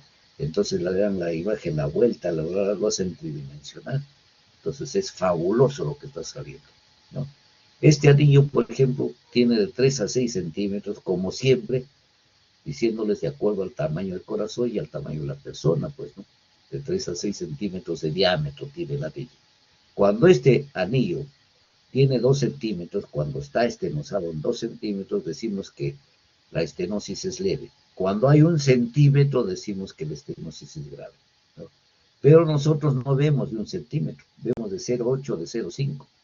Entonces, esto no está dentro de la literatura, pero nosotros pues somos un país que tiene deficiencias. ¿Cómo serán otros países que no tienen un buen ecocardiógrafo? ¿Cómo serán países, pues, por decirles, como Cuba, como Venezuela, ¿no? Acá deben morirse sin mayor diagnóstico, pues, ¿no? Acá tenemos ecógrafos ahora y en todo lado, ya para nosotros no es problema, ¿no? Ojalá que esto siga siendo así, porque imagínense, Lima no solo tiene ecógrafos en cantidad, en provincias hay igual, tenemos hasta tomógrafos en cantidad, tenemos resonancia magnética que otros países quisieran tenerlo con la cantidad que tenemos nosotros. Entonces, esto, cuando hay 1 centímetro, tiene estenosis graves, ¿no? Pero les decía que nosotros vemos de 0,8, 0,5 y no se operan. Yo he tenido pacientes con 0,5 caminando, ¿no? Se agitan, tienen su disnea, pero están caminando y a veces no se ha podido operar por problemas de que no hay programación, pues les decía que no había plata. Pero por último, las programaciones son muy lejos en los hospitales para operar, por eso que les decía públicamente una felicitación a los de Mayo porque operan pues 2 o 3 casos semanales, es de sacarse el sombrero, porque eso es una ventaja y una un alivio para nuestros pacientes, porque no crean que hay poco paciente con patología mitral. Hay bastante paciente con patología mitral y no se operan muchas veces. No se operan por, no lo quisiera mencionar, pero una serie de motivos de nuestros hospitales. Últimamente por esta pandemia. Por esta pandemia, 2 años, ¿cuántos pacientes han muerto con estenosis mitral? Es increíblemente. Entonces, ¿qué pasa con la estenosis mitral? Yo estenoso el anillo mitral, ¿y qué pasa si por ahí pasa sangre al ventrículo izquierdo? ¿Qué pasa? Se incrementa la presión en la aurícula izquierda. Entonces, en la aurícula izquierda se incrementa la presión más de 25-30, porque viene la presión del pulmón y la sangre no pasa, destenosada la válvula. Entonces, ¿cómo está la presión? Crecida. ¿Qué pasa con esa aurícula izquierda? Va a crecer, se dilata, va a haber crecimiento de la aurícula izquierda, acuérdense, ¿no? Entonces, si hay crecimiento de la aurícula izquierda, hay incremento de la presión, ¿qué pasa? ¿Qué pasa a nivel de capilares pulmonares? También se dilatan, va a estar también la presión incrementada. La presión venosa capilar a nivel pulmonar se va a incrementar. Y se incrementa tanto, ¿qué pasa con los capilares pulmonares si la presión está incrementada? Porque no deja que vaya sangre al sistema, arterial. ¿Qué pasa si hay una obstrucción ahí? Estos vasos empiezan a romperse. Estos vasos empiezan a romperse. Y eso es lo que hablábamos. La ruptura de estos vasos alveolo-capilares, ¿qué causa? Va a causar hemorragia. Entonces les decía, ¿cuántos vasos tenemos? Pues alveolos capilares. Miles, ¿no? Miles, ¿no? Entonces la ruptura de esto se encadena porque muchas veces el paciente no se adapta su pulmón a estas presiones alveolo-capilares, ¿no? Entonces, hay ruptura y por eso hay hemorragias masivas de esto, pasivas, y el paciente simula ser, les decía, un tuberculoso. Muchas veces y muchos hospitales, no es pecado, por supuesto, el paciente llega con hemoptisis masivas, 1, 2, 3 vasos que se ahoga, de frente, ya, tuberculosis. Entonces, muchas veces tenemos que rescatarlo de neumología o de medicina. Estos pacientes que ingresaron por tuberculosis ya lo tienen con su venda, con su mascarilla. Antes, ahora ya todos usamos mascarilla. Ya lo tenían con su mascarilla para evitar contaminación, ¿no? Después vamos, lo examinamos, porque piden a veces interconsulta cardiología y resulta que le encontramos ahí un soplo de estenosis tremendo, un soplo diastólico. Entonces lo llevamos a cardiología. Y esto no sucede en mi hospital, sucede acá en el hospital, en todos los hospitales de seguridad, en todos los hospitales de salud y en el mundo. Este error es universal, ¿no? Porque estos sangrados a ustedes les dicen hemoptisis y de frente están pensando en tuberculosis. Y no es así. Entonces, esta es la causa. Y esto es lo que quería que ustedes se enfoquen bien. Cuando hay esta hipertensión venocapilar por estenosis mitral, por aumento por aumento de la presión en aurícula izquierda, va a haber incremento alveolo capilar y se produce esta ruptura en cadena y causa cuadros de hemorragia o hemoptisis, ¿no? ¿Cómo está el gasto cardíaco en estos pacientes? Si no pasa sangre de la aurícula izquierda al ventrículo izquierdo, ¿qué bota el ventrículo izquierdo? Casi nada, pues. Entonces el gasto cardíaco es bajo. El gasto cardíaco, estamos hablando de un gasto cardíaco bajo. ¿Qué sentirá el paciente con gasto cardíaco bajo? Frío, una serie de cosas, un malestar general, ¿no? Entonces, hay hipertensión pulmonar pasiva en la mayoría de pacientes que no hacen ruptura, por eso es que estos pacientes a veces hacen microsangrados, hay esputo hemotoico que también nos confunden, patologías de neumonías o patologías tuberculosas, ¿no? ¿Qué vemos en el pulmón? Va a haber en una imagen de radiografía pulmonar, vamos a ver una distribución del flujo sanguíneo pulmonar que se va hacia los vértices, ¿no? Vamos a ver las líneas de Kerley, que ustedes ya están viendo esto en radiología, ¿no? Es el edema que se produce a nivel de los espacios pulmonares, ¿no? Interlobares. son las famosas líneas de Kerley que se van a ver. No hay insuficiencia cardíaca derecha, por supuesto que no tiene que haber porque la enfermedad está empezando. Lo que hay es insuficiencia cardíaca izquierda, les mencionaba ayer, pero sí hay disnea paroxística. Este paciente ahí tiene disnea paroxística. ¿Por qué? Porque esos capilares, por la hipertensión que les mencionaba, por esta hipertensión, va a haber capilar pulmonar, va a haber extravasación de líquido. Entonces, estos alvéolos se van a llenar primero de líquido, ¿no? Porque no hay un buen intercambio gaseoso, se llena líquido, entonces simulan un cuadro, un foco de condensación, entonces va a haber crepitantes, ¿no? Y por lo tanto hay disnea paroxística, hay congestión pulmonar, ¿no? Hay edema intersticial por la hipertensión del capilar pulmonar, porque empezó a haber una hipertensión a nivel de aurícula izquierda. Estos pacientes no pueden realizar ejercicio, porque si estos pacientes ustedes los mandan a subir escaleras, empiezan a hacer, muchos pacientes tenemos que la mala costumbre que ese doctor, ya me dio mi tratamiento, ¿puedo jugar un partidito? Esta es la mala costumbre de los pacientes. Yo siempre le pregunto, señor, ¿y antes de estar enfermo usted jugaba? No, nunca he jugado. Y esperan estar enfermos para acordarse en jugar un partidito, ¿no? Es lo más gracioso que ustedes van a escuchar en sus pacientes. Ustedes que van a manejar pacientes tienen que ver eso, tienen que ver un complejo. Incluso yo a mi grupo le hablo que hasta tenemos que ver el tipo de alimentación y es de lo que tenemos que aprender, porque nuestras nutricionistas dan unos consejos muy sesgados en eso. No hay un acuerdo con la parte médica en esto. Entonces estos pacientes están prohibidos de hacer ejercicio. A mí me pregunta un paciente, ¿puedo viajar, ¿puedo viajar, doctor, a Huancayo? No, pues te vas a morir si haces un edema pulmonar agudo, arriba no hay oxígeno, va a darte taquicardia, va a darte todo. Entonces, miren todo lo que hay que ver, ¿no? Y esta hipertensión capilar pulmonar, pues ya les decía, va a haber hemotisis, ¿no? Y esta hemotisis en cantidad se llama apoplejía. Antes en provincias decían, mi paciente, mi hermano, mi tío, mi hijo ha muerto de apoplejía. Y las apoplejías no eran otra cosa, por no decir que ha muerto de tuberculosis porque tenían vergüenza. Hasta ahora nos da vergüenza, cosa que no debe ser.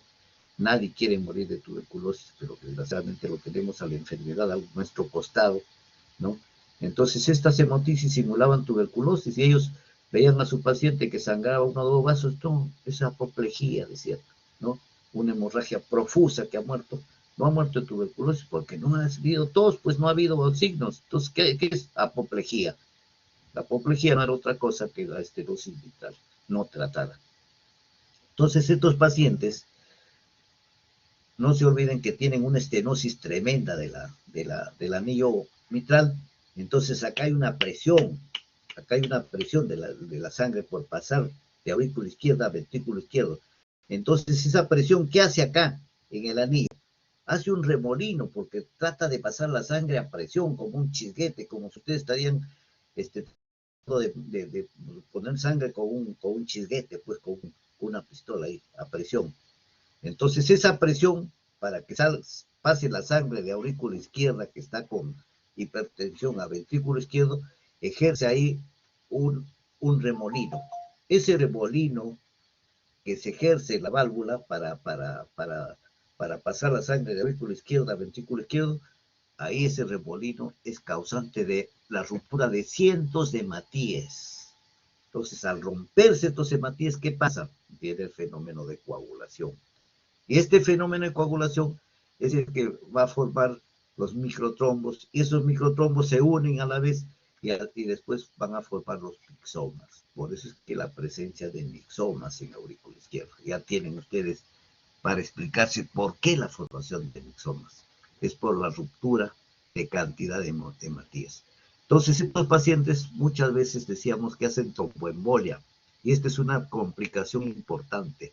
Yo he recibido más de un paciente con ACV y después lo descubrí en medicina, lo llevaba a cardiología, le decía, pásame el paciente porque es cardiológico.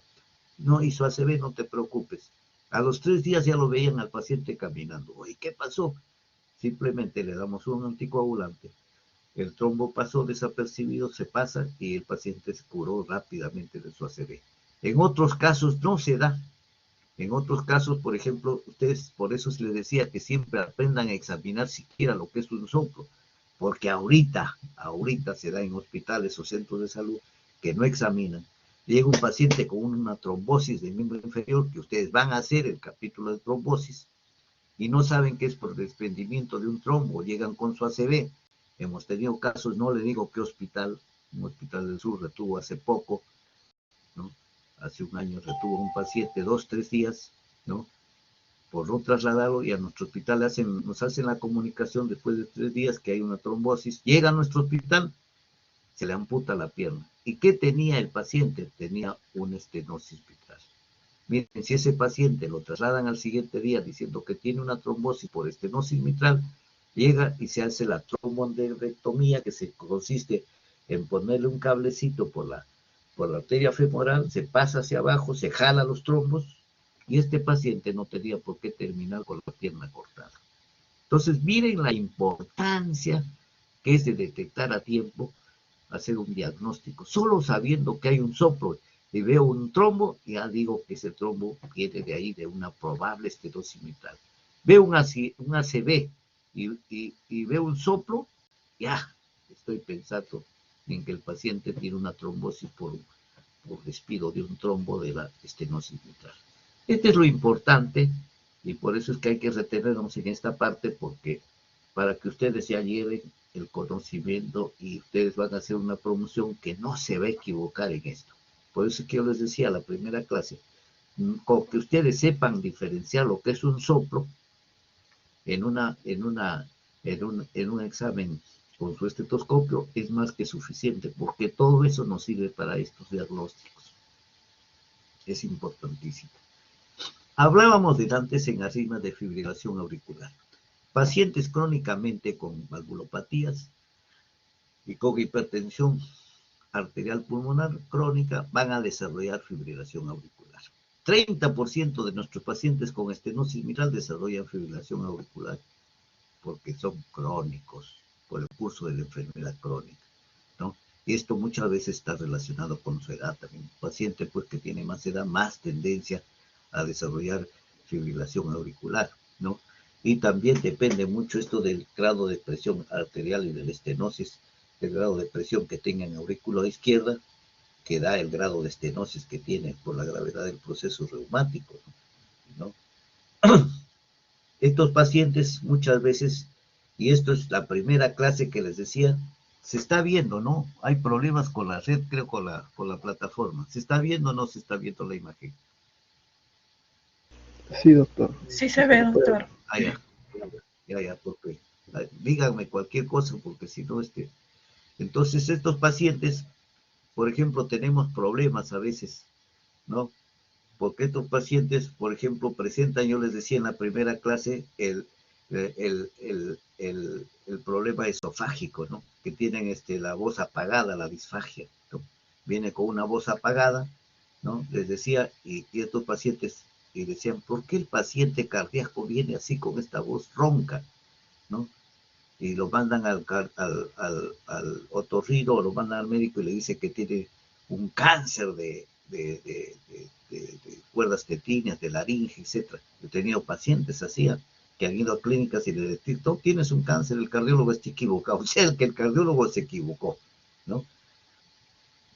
Entonces, estos pacientes tienen un crecimiento exagerado de la aurícula izquierda. Entonces, cuando hay un crecimiento exagerado de la aurícula izquierda, va a presionar al nervio laríngeo recurrente izquierdo, entonces produce la disfagia en el paciente, ¿no? Por esta compresión, por el crecimiento de la aurícula. Entonces, esto se llama el síndrome de Orfner. Por eso es que estos pacientes van a tener ronquera. Así que mucho cuidado ustedes cuando reciban un paciente con problema de ronquera, ¿no?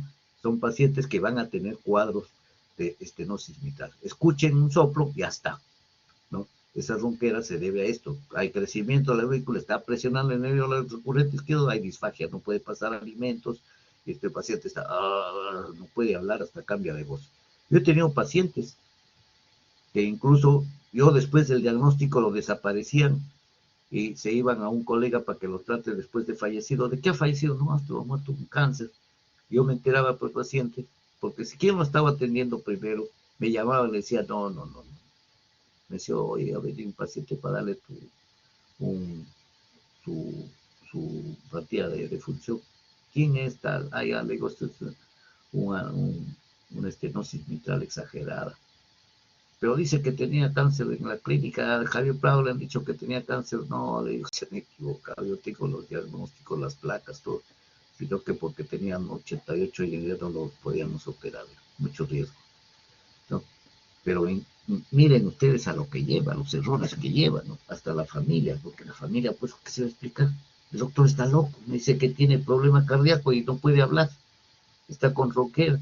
El doctor de la clínica es un excelente doctor, pues, porque me ha dicho que tiene este cáncer de esófago, laringe. Qué buen doctor, ¿no? Porque esa es la verdad, para mí es eso lo lógico.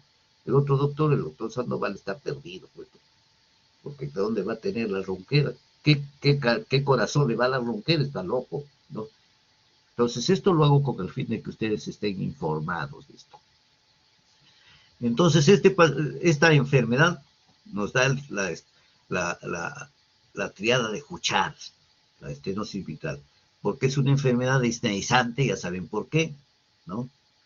Va a haber hipertensión venocapilar pulmonar, es palpitante, porque se desespera este paciente para dar sangre al organismo, entonces empieza con su taquicardia, es palpitante, y es hemotizante. Ya les dije por qué, por la hipertensión venocapilar. Yo le he agregado que es embolizante porque para mí es importantísimo esto, porque yo he recibido mucho paciente con ACV o con trombosis. Tengo, como uno trabaja en un hospital, ve y observa que llega bastante paciente con trombosis de miembros inferiores o con ACVs. Entonces acuérdense de esto, la actividad de escuchar, tineizante, palpitante y hemotizante. Y embolizante, que es importantísimo porque ustedes aprendan a distinguir. ¿Cuáles son las manifestaciones clínicas de estos pacientes? Va a haber disnea en el 80% por la congestión pulmonar, va a haber disnea paroxística nocturna. Estos pacientes van a presentar frecuentemente esputo hemotoico, ya saben ustedes por qué, la ruptura de los vasos capilares pulmonares. Lleva la ortopnea, por supuesto, esta enfermedad, ¿no? Va a haber el cuadro de hemoptisis, ya saben ahora por qué la hemoptisis, ¿no? Hasta hace un rato no sabían por qué hemoptisis. Ayer cuando les mencionaba hemoptisis tampoco sabían por qué. El doctor nos menciona de hemoptisis y ahora saben ya por qué la hemoptisis. Ya saben por qué la embolia pulmonar, que puede ser ulterior a la fibrilación auricular, y hablamos de arritmias, y hablamos por qué se presenta la fibrilación auricular, porque la presencia de trombos, ¿no? Hay palpitaciones, arritmia con disnea, ¿no?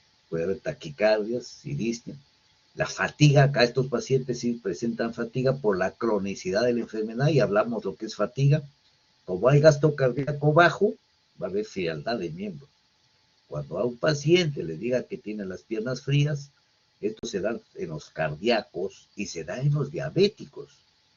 Ya vayan viendo ustedes, el diabético tiene mucho frialdad de miembros. ¿Por qué? Porque la irrigación es baja, pues las arterias se le están tapando en los miembros inferiores. Entonces esas piernas están frías, ¿no? Y en este caso el gasto cardíaco es bajísimo, pues, ¿no?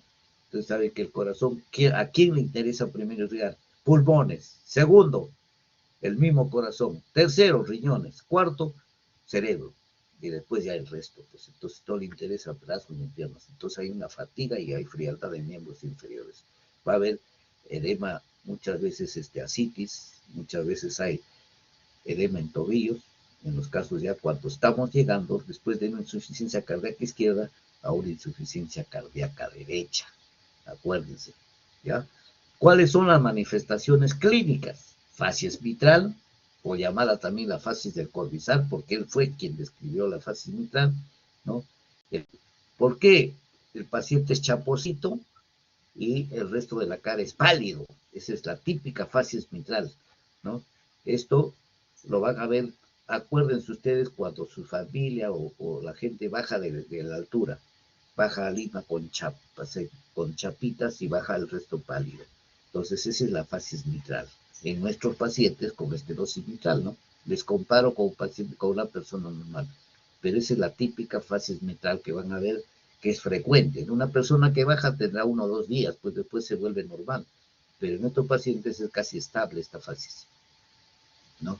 Va a haber un pulso yugular prominente y a la palpación en tórax no hay crecimiento de ventrículo izquierdo, por supuesto, y en decúbito lateral izquierdo, ¿qué van a encontrar con su estetoscopio? Frémito en la punta, ¿no? Por la vibración de la válvula, ¿no?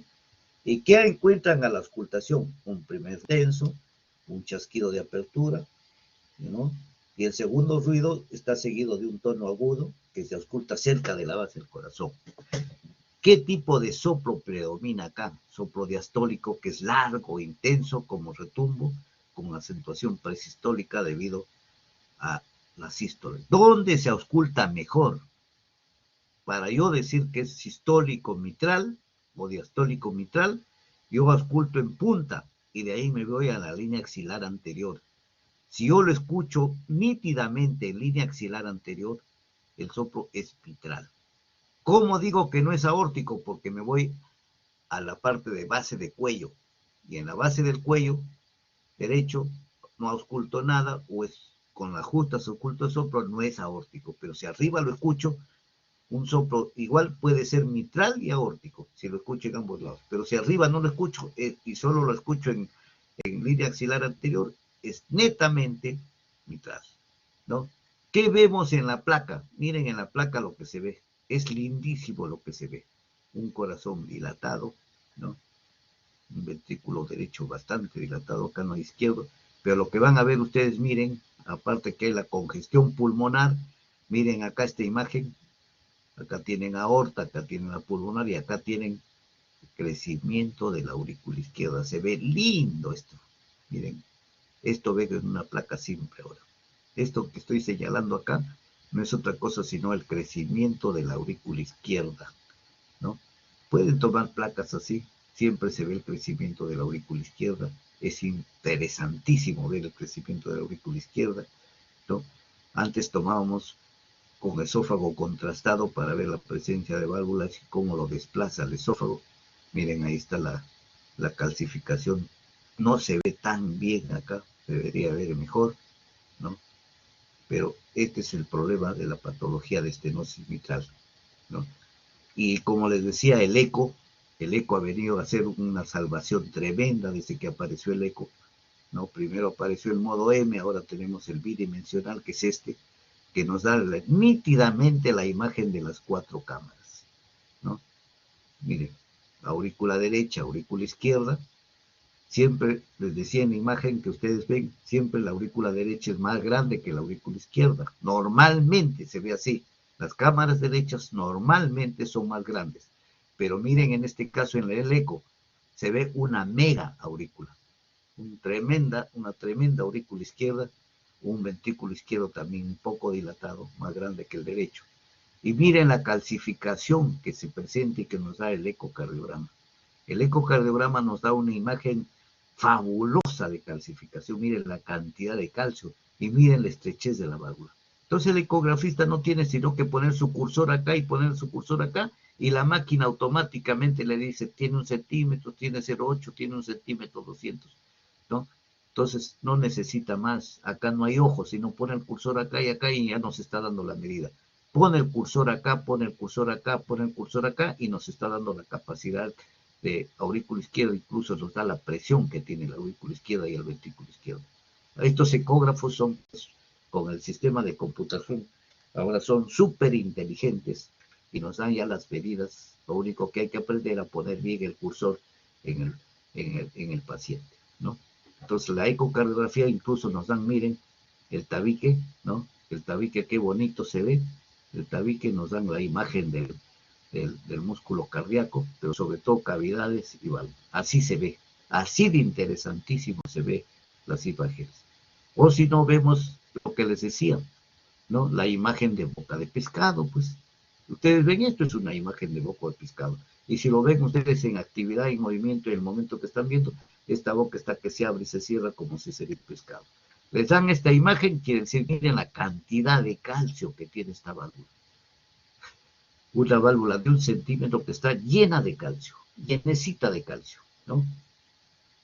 Miren acá, esto que es un trombo, acá ven un trombo, ven la estenosis tremenda, ¿no? Calcificación exagerada, una mega aurícula, ¿ya? Tremenda, así se ve. Entonces la ecocardiografía pues es diagnóstico, ¿no? Miren acá, un trombo tremendo y la calcificación que nos da, una estenosis pero muy apretada, ¿no? Esta es una imagen apical, seguimos viendo, ¿no? Les decía que el eco es tan inteligente que podemos medir la cantidad. Entonces, ¿qué hace el ecografista? Dibuja con su cursor, dibuja la imagen. Esta imagen, mire, lo va siguiendo así, ¿no? Y le da el área. ¿Cuál es el área? Le pide a la máquina, dame el área que te he dibujado, 0,75 centímetros de área. Entonces no necesita mayor esfuerzo porque la máquina, esto se llama la planimetría, ¿ya? Igual, esto le traigo que es la imagen de PISA, la fórmula de PISA, que no lo necesitamos utilizar, solo se ve, así como les decía, por planimetría o poniendo un ángulo también, ¿no? Y nos va a dar exactamente la cantidad que tiene de estenosis. Es interesantísimo el eco, es interesantísimo, ¿no? Entonces el electrocardiograma no ayuda mucho, pues, vamos a ver una P mayor de 0,2 en D2 y D1 que nos indica el crecimiento de la aurícula izquierda, porque ustedes saben, la aurícula izquierda está dada por la onda P. Cuando la onda P puntiaguda, estamos frente a un crecimiento de aurícula derecha, y cuando vemos una P ancha, estamos frente a un crecimiento de aurícula izquierda, ¿no? El crecimiento de ventrículo derecho es tardío, ¿no? Es tardío, eso no se ve. Las radiografías, si ustedes ya han visto, ¿no? Y la presencia de ondas Kerley también ya lo han visto, ¿no? Y estas son las imágenes en el electrocardiograma, ¿no? Las P anchas, acá vemos una P más menos, acá sí vemos una P ancha, miren acá también, una P ancha en forma de M, que le dice casi mitral, ¿no? Así va a caber en el electrocardiograma, una P en forma de M, una P ancha, o una P más menos, no como en este caso. Ahora vamos a ver unas imágenes. Bueno, antes de pasar a insuficiencia mitral, quisiera yo pasarles un pequeño sonido de lo que es la estenosis mitral, para que vayamos poco a poco escuchando. No sé si pueden escucharlo, si no me avisan. ¿Lo están escuchando? Sí, doctor, sí No. se escucha. Ya. Ese es un soplo de estenosis mitral, ¿ya?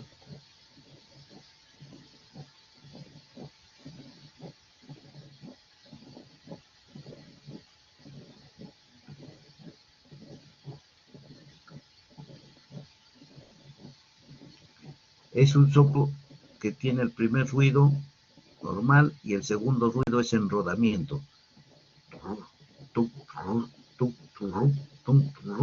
Es como si ustedes se pararían al costado de un río o del mar.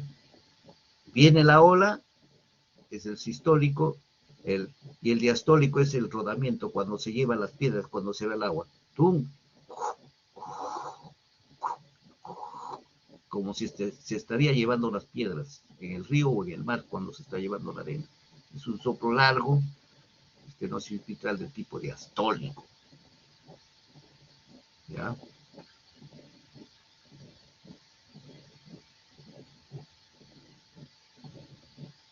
Es el soplo típico del estenosis mitral.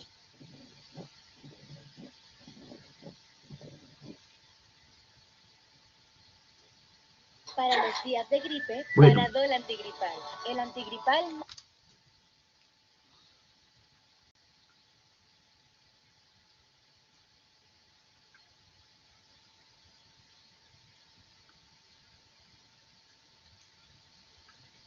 Vamos a ver, así como hay estenosis mitral, hay insuficiencia mitral, ¿no? La insuficiencia mitral es la incapacidad, pues, de la válvula mitral de cerrarse, ¿no? De prevenir que la sangre regurgite del ventrículo izquierdo a la aurícula izquierda durante la sístole, ¿no?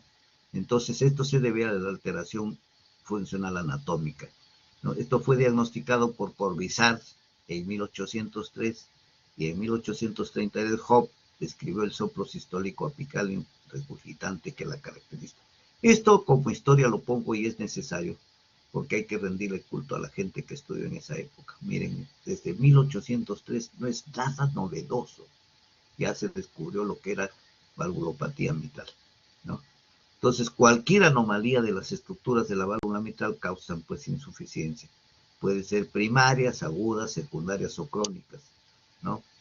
Crónicas pueden ser significantes y hemodinámicamente significativas u otras no, ¿no? Por ejemplo, las crónicas insignificantes tenemos el síndrome del chasquido. ¿A qué se llama el síndrome del chasquido? Antes llamábamos el síndrome del chasquido una enfermedad que veíamos que hay un soplo y el paciente no tenía nada, no presentaba ninguna molestia con las jutas, presentan arritmias, de vez en cuando presentaban taquicardia, ¿no? Después se le llamó el soplo de la válvula colgante. Y ahora, a partir del eco, cuando ya salió el eco, le llamamos el prolapso de la válvula mitral. ¿Por qué? Porque la válvula está prolapsada, ¿no? La válvula está, no es, en lugar de estar hacia abajo, está aplanada o prolapsada hacia arriba, hacia la aurícula izquierda. Entonces, se llama prolapso de la válvula mitral. Antes era el síndrome de chasquido o soplo de válvula colgante, ¿no? Pero no es tan colgante. Ahora hemos visto con la eco que ya es por prolapso, por subida o aplanamiento de la válvula mitral, ¿no? Entonces esto no da tanta sintomatología, pero hay otras sí que nos dan sintomatología, ¿no? Entonces, el prolapso de la válvula mitral puede ser simétrico o asimétrico, ¿no? Y la enfermedad puede ser causada por, también les decía, una insuficiencia mitral, por una isquemia cardíaca, ¿no? Por un problema de infarto, ¿no? Estos son comunes en las insuficiencias mitrales leves, ¿no? En un infarto de miocardio, por ejemplo, se produce por isquemia de los músculos papilares, les decía, ¿no? Entonces, también puede haber una insuficiencia mitral cuando hay dilatación del ventrículo izquierdo, está el ventrículo izquierdo crecido, o cuando hay disfunción del ventrículo izquierdo también, ¿no? En cardiopatías dilatadas vamos a tener insuficiencia mitral, ¿no? También les decía al comienzo que hay enfermedades de endocarditis bacteriana que van a causar problemas en válvula mitral, ¿no? Las colagenopatías, el lupus eritematoso, la enfermedad valvular reumática, que es la más común, ¿no? Entonces, estos son causas que van a producir insuficiencia mitral. En el anciano tenemos también insuficiencia mitral, pero puede deberse a calcificación del anillo por ateroesclerosis, que es típico, ¿no? Entonces las insuficiencias mitrales son leves, no necesitan tratamiento ni necesitan hacer una cirugía. Solo es darle sintomáticos y se acabó. Es necesario, sí, en la carditis reumática. La carditis reumática para insuficiencia, en insuficiencia mitral ataca a ambos sexos de igual a igual. No como en el otro caso que era de 9-1, mujeres más que hombres. Acá ataca tanto a mujeres como hombres, ¿no? Puede presentarse, ¿qué? Rotura de cuerdas tendinias, ¿no? Por patología tan congénita puede ser también, puede ser secundario a endocarditis bacteriana, traumatismos. No se olviden que hay traumatismos que les van a causar insuficiencia mitral. Por ejemplo, los que manejamos carro, tenemos un choque, chocamos contra el timón, ahora por eso traen las famosas bolsas que nos defienden bastante, que a veces no le dan importancia, pero mucha gente se choca con el timón y puede romper músculos papilares o cuerdas tendíneas, entonces termina haciendo una insuficiencia mitral, tan igual como el infarto de miocardio que les había dicho, ¿no? O por la proliferación mixomatosa, ya saben lo que es un mixoma, también puede causar insuficiencia mitral. Ya les decía en el infarto de miocardio que hay necrosis de los músculos papilares, eso les expliqué bien, ¿no? No se olviden que estos músculos papilares están irrigados por ramas de las arterias coronarias, les decía que van a irrigar al músculo del ventrículo izquierdo y esos irrigan a los músculos papilares. Si hay necrosis ahí, el músculo papilar se necrosa, ¿no? Y la otra causa que acabamos de ver por dilatación del ventrículo izquierdo en miocardiopatías dilatadas, ¿no? Entonces, ¿cómo es la fisiopatología? Puede haber acortamiento, rigidez, retracción de las válvulas. Puede haber cuerdas tendíneas atrofiadas, ¿no? O necróticas, atrofia del tejido valvular, degeneración mixomatosa, que acabamos de hablar, ¿no? O puede calcificación del anillo también, y se vuelve insuficiente, ¿no?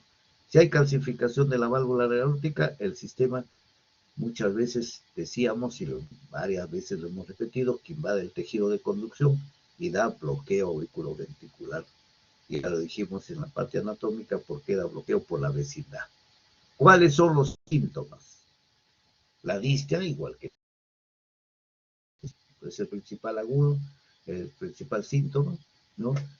Puede presentarse perforación de válvulas en el caso de la endocarditis. En este caso, cuando es muy evidente, puede haber edema pulmonar agudo, ¿no? Pacientes crónicos con insuficiencias mitrales no presentan mucha sintomatología. Entonces, miren cuánto demora en dar sintomatología a un paciente reumático, ¿no? En insuficiencia mitral, hasta 20 años. Entonces, yo, en mi historia clínica, tengo que aprender a diferenciar y ver, paciente, ¿cuál es la evolución? 20 años para que traiga sintomatología. Miren cómo es dividido el organismo. ¿Cómo es el pulso en estos pacientes? Pequeño. ¿Hay latido en la punta fuerte? Por supuesto que hay latido en el punto de la diferencia de la estenosis, porque hay crecimiento acá de la aurícula, del ventrículo izquierdo, ¿no? Este latido va a ser hiperdinámico, yo lo puedo tocar con la mano y está desplazado fuera de la línea, fuera del quinto espacio, del quinto espacio de la línea medio clavicular, está más desplazado, está casi a la línea axilar anterior pegándose, ¿no? Entonces acá sí hay ventrículo izquierdo hiperdinámico y lo puedo palpar. ¿Cómo está a la auscultación? El primer ruido cardíaco se encuentra encerrado en el soplo pansistólico. Nunca hay chasquido de apertura de tipo aspirativo. Es de tono bajo, de mayor intensidad en punta, ¿no? Se irradia la axila y a la escápula izquierda. Puede ser holo o telesistólico. Este es un soplo de tipo sistólico. Es a la inversa que lo vamos a ver nosotros en patología aórtica.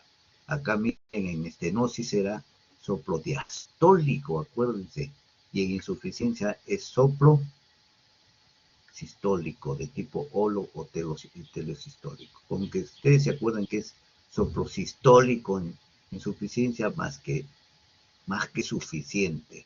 Y con que se acuerden que en estenosis es diastólico, estamos más que contentos, ¿ya? Entonces, a la inversa, acá no se ve crecimiento en la radiografía de aurícula izquierda, lo que se ve es un crecimiento exagerado de ventrículo izquierdo. Cuando el ventrículo izquierdo, les ha dicho su profesor de radiología, crece, se va hacia las paredes costales, se va hacia afuera. Cuando esto se va hacia adentro, es crecimiento de ventrículo derecho, pero cuando el ventrículo se va hacia afuera de los arcos costales, estamos frente a un crecimiento de ventrículo izquierdo. Es más que evidente. Y la congestión sí es evidente todavía, ¿no? ¿Qué vemos en la ecocardiografía? Miren cómo el líquido pasa, regurgita, ¿no? De ventrículo izquierdo regurgita. Esto se le pone un contraste, el contraste es suero salino, ¿no? Se le pone, y miren cómo regurgita el contraste hacia arriba. Esa válvula está insuficiente, está abierta. Miren acá, igual, ¿no? Miren la calcificación tremenda que hay, una válvula insuficiente, una apertura tremenda, la aurícula izquierda, ventrículo izquierdo, ¿no? Una apertura tremenda de calcificación, deja escapar la sangre, no deja regurgitar. Nuevamente acá ven ustedes, ¿no? Gran calcificación, miren calcificación. Esta válvula permanece abierta. Miren la cantidad de calcio que nos da incluso lo señala ecocardiografista para que vea la cantidad de calcio. Es una válvula ya rígida, es una válvula rígida, ¿no? Miren acá,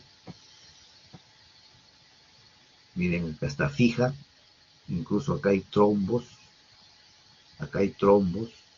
pero miren la cantidad de calcio que tiene, ¿no? Está rígida, esta válvula permanece abierta, lo deja regurgitar del ventrículo, deja regurgitar a la aurícula izquierda. Y acá se ven colores, incluso nos dan cómo regurgita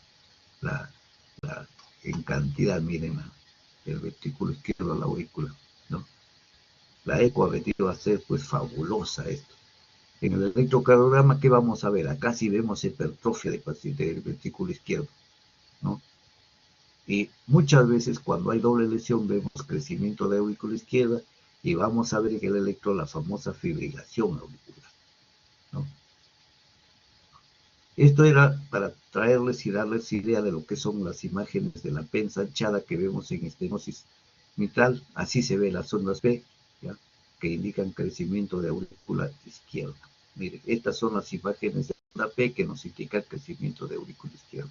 Esta es una P normal, pero estos son ya P patológicas. Cuando vean este tipo de P, sigue el efecto crecimiento de Tú no aurícula le izquierda, ¿no? Yo quieres venir acá atrás, te hago comer.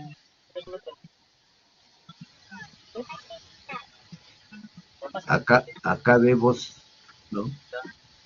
Acá vemos también nosotros imágenes de crecimiento de ventrículo izquierdo en insuficiencia mitral. ¿Cómo vemos nosotros el crecimiento de ventrículo izquierdo? Vemos son ondas R altas en B2, B3 y ondas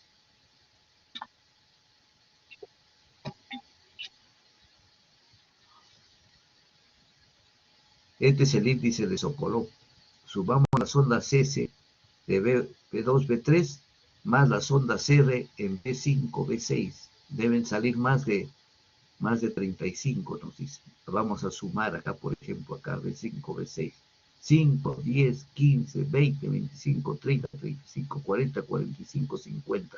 Índice de Sokolov positivo. Tremendo crecimiento de aurícula de ventrículo izquierdo, miren.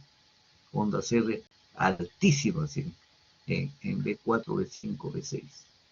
Sobre todo se toma B5, B6 y ondas S en B1, B2, B3. ¿Ya? Cualquiera de los. Entonces es el índice de Sokolov, ¿no? ¿Qué cosa tenemos? Ya prolapso de la válvula mitral, ya hablamos. Nada más, nada más.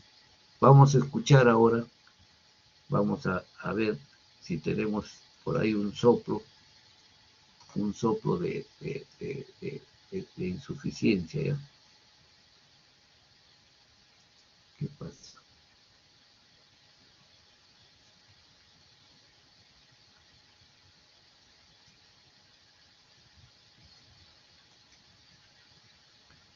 Vamos a ver un soplo de insuficiencia y un soplo de doble lesión mitral, a ver si les consigo ahorita.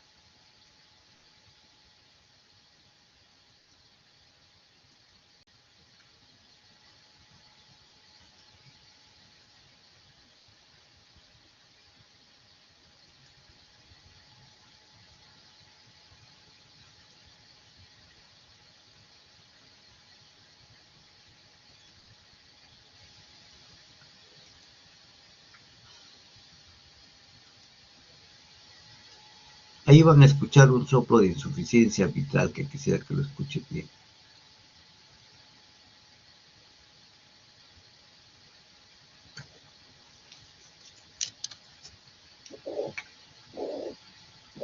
¿Se está escuchando o no lo están escuchando?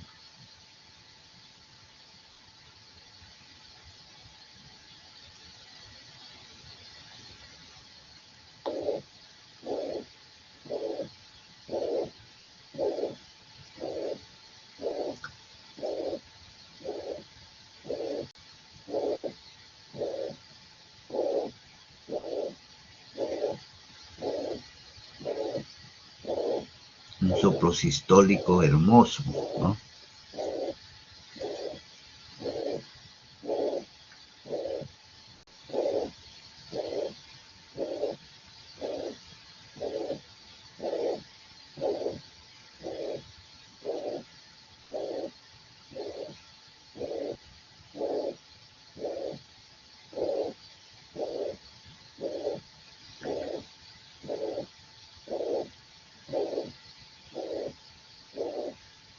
diferente a la estenosis, ¿no?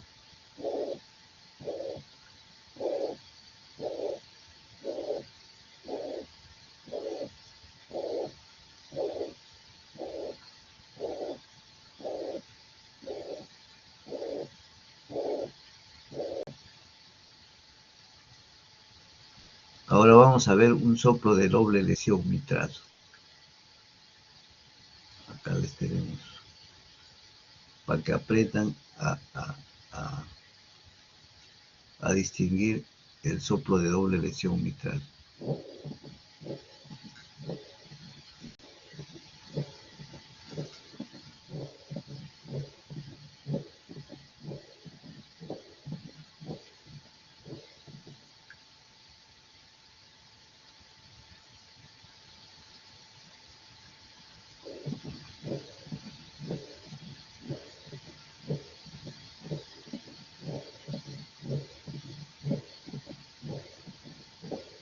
Acá ven un soplo sistólico y un diastólico.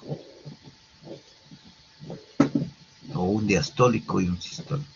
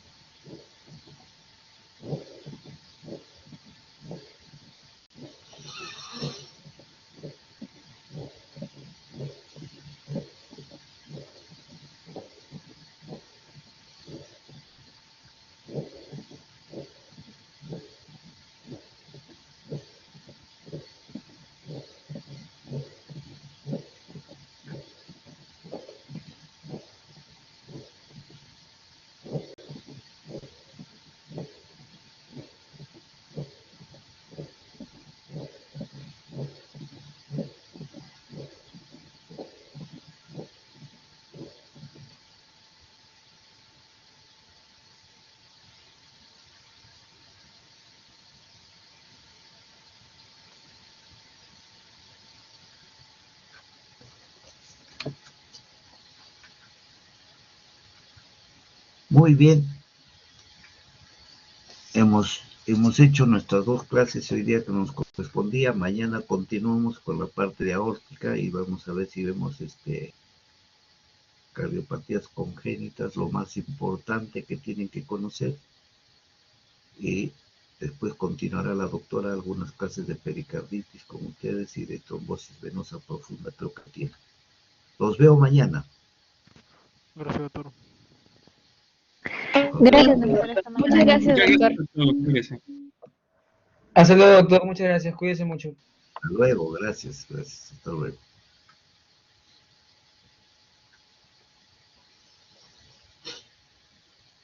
Gracias, doctor. No se olvide de apagar la grabación. Ya.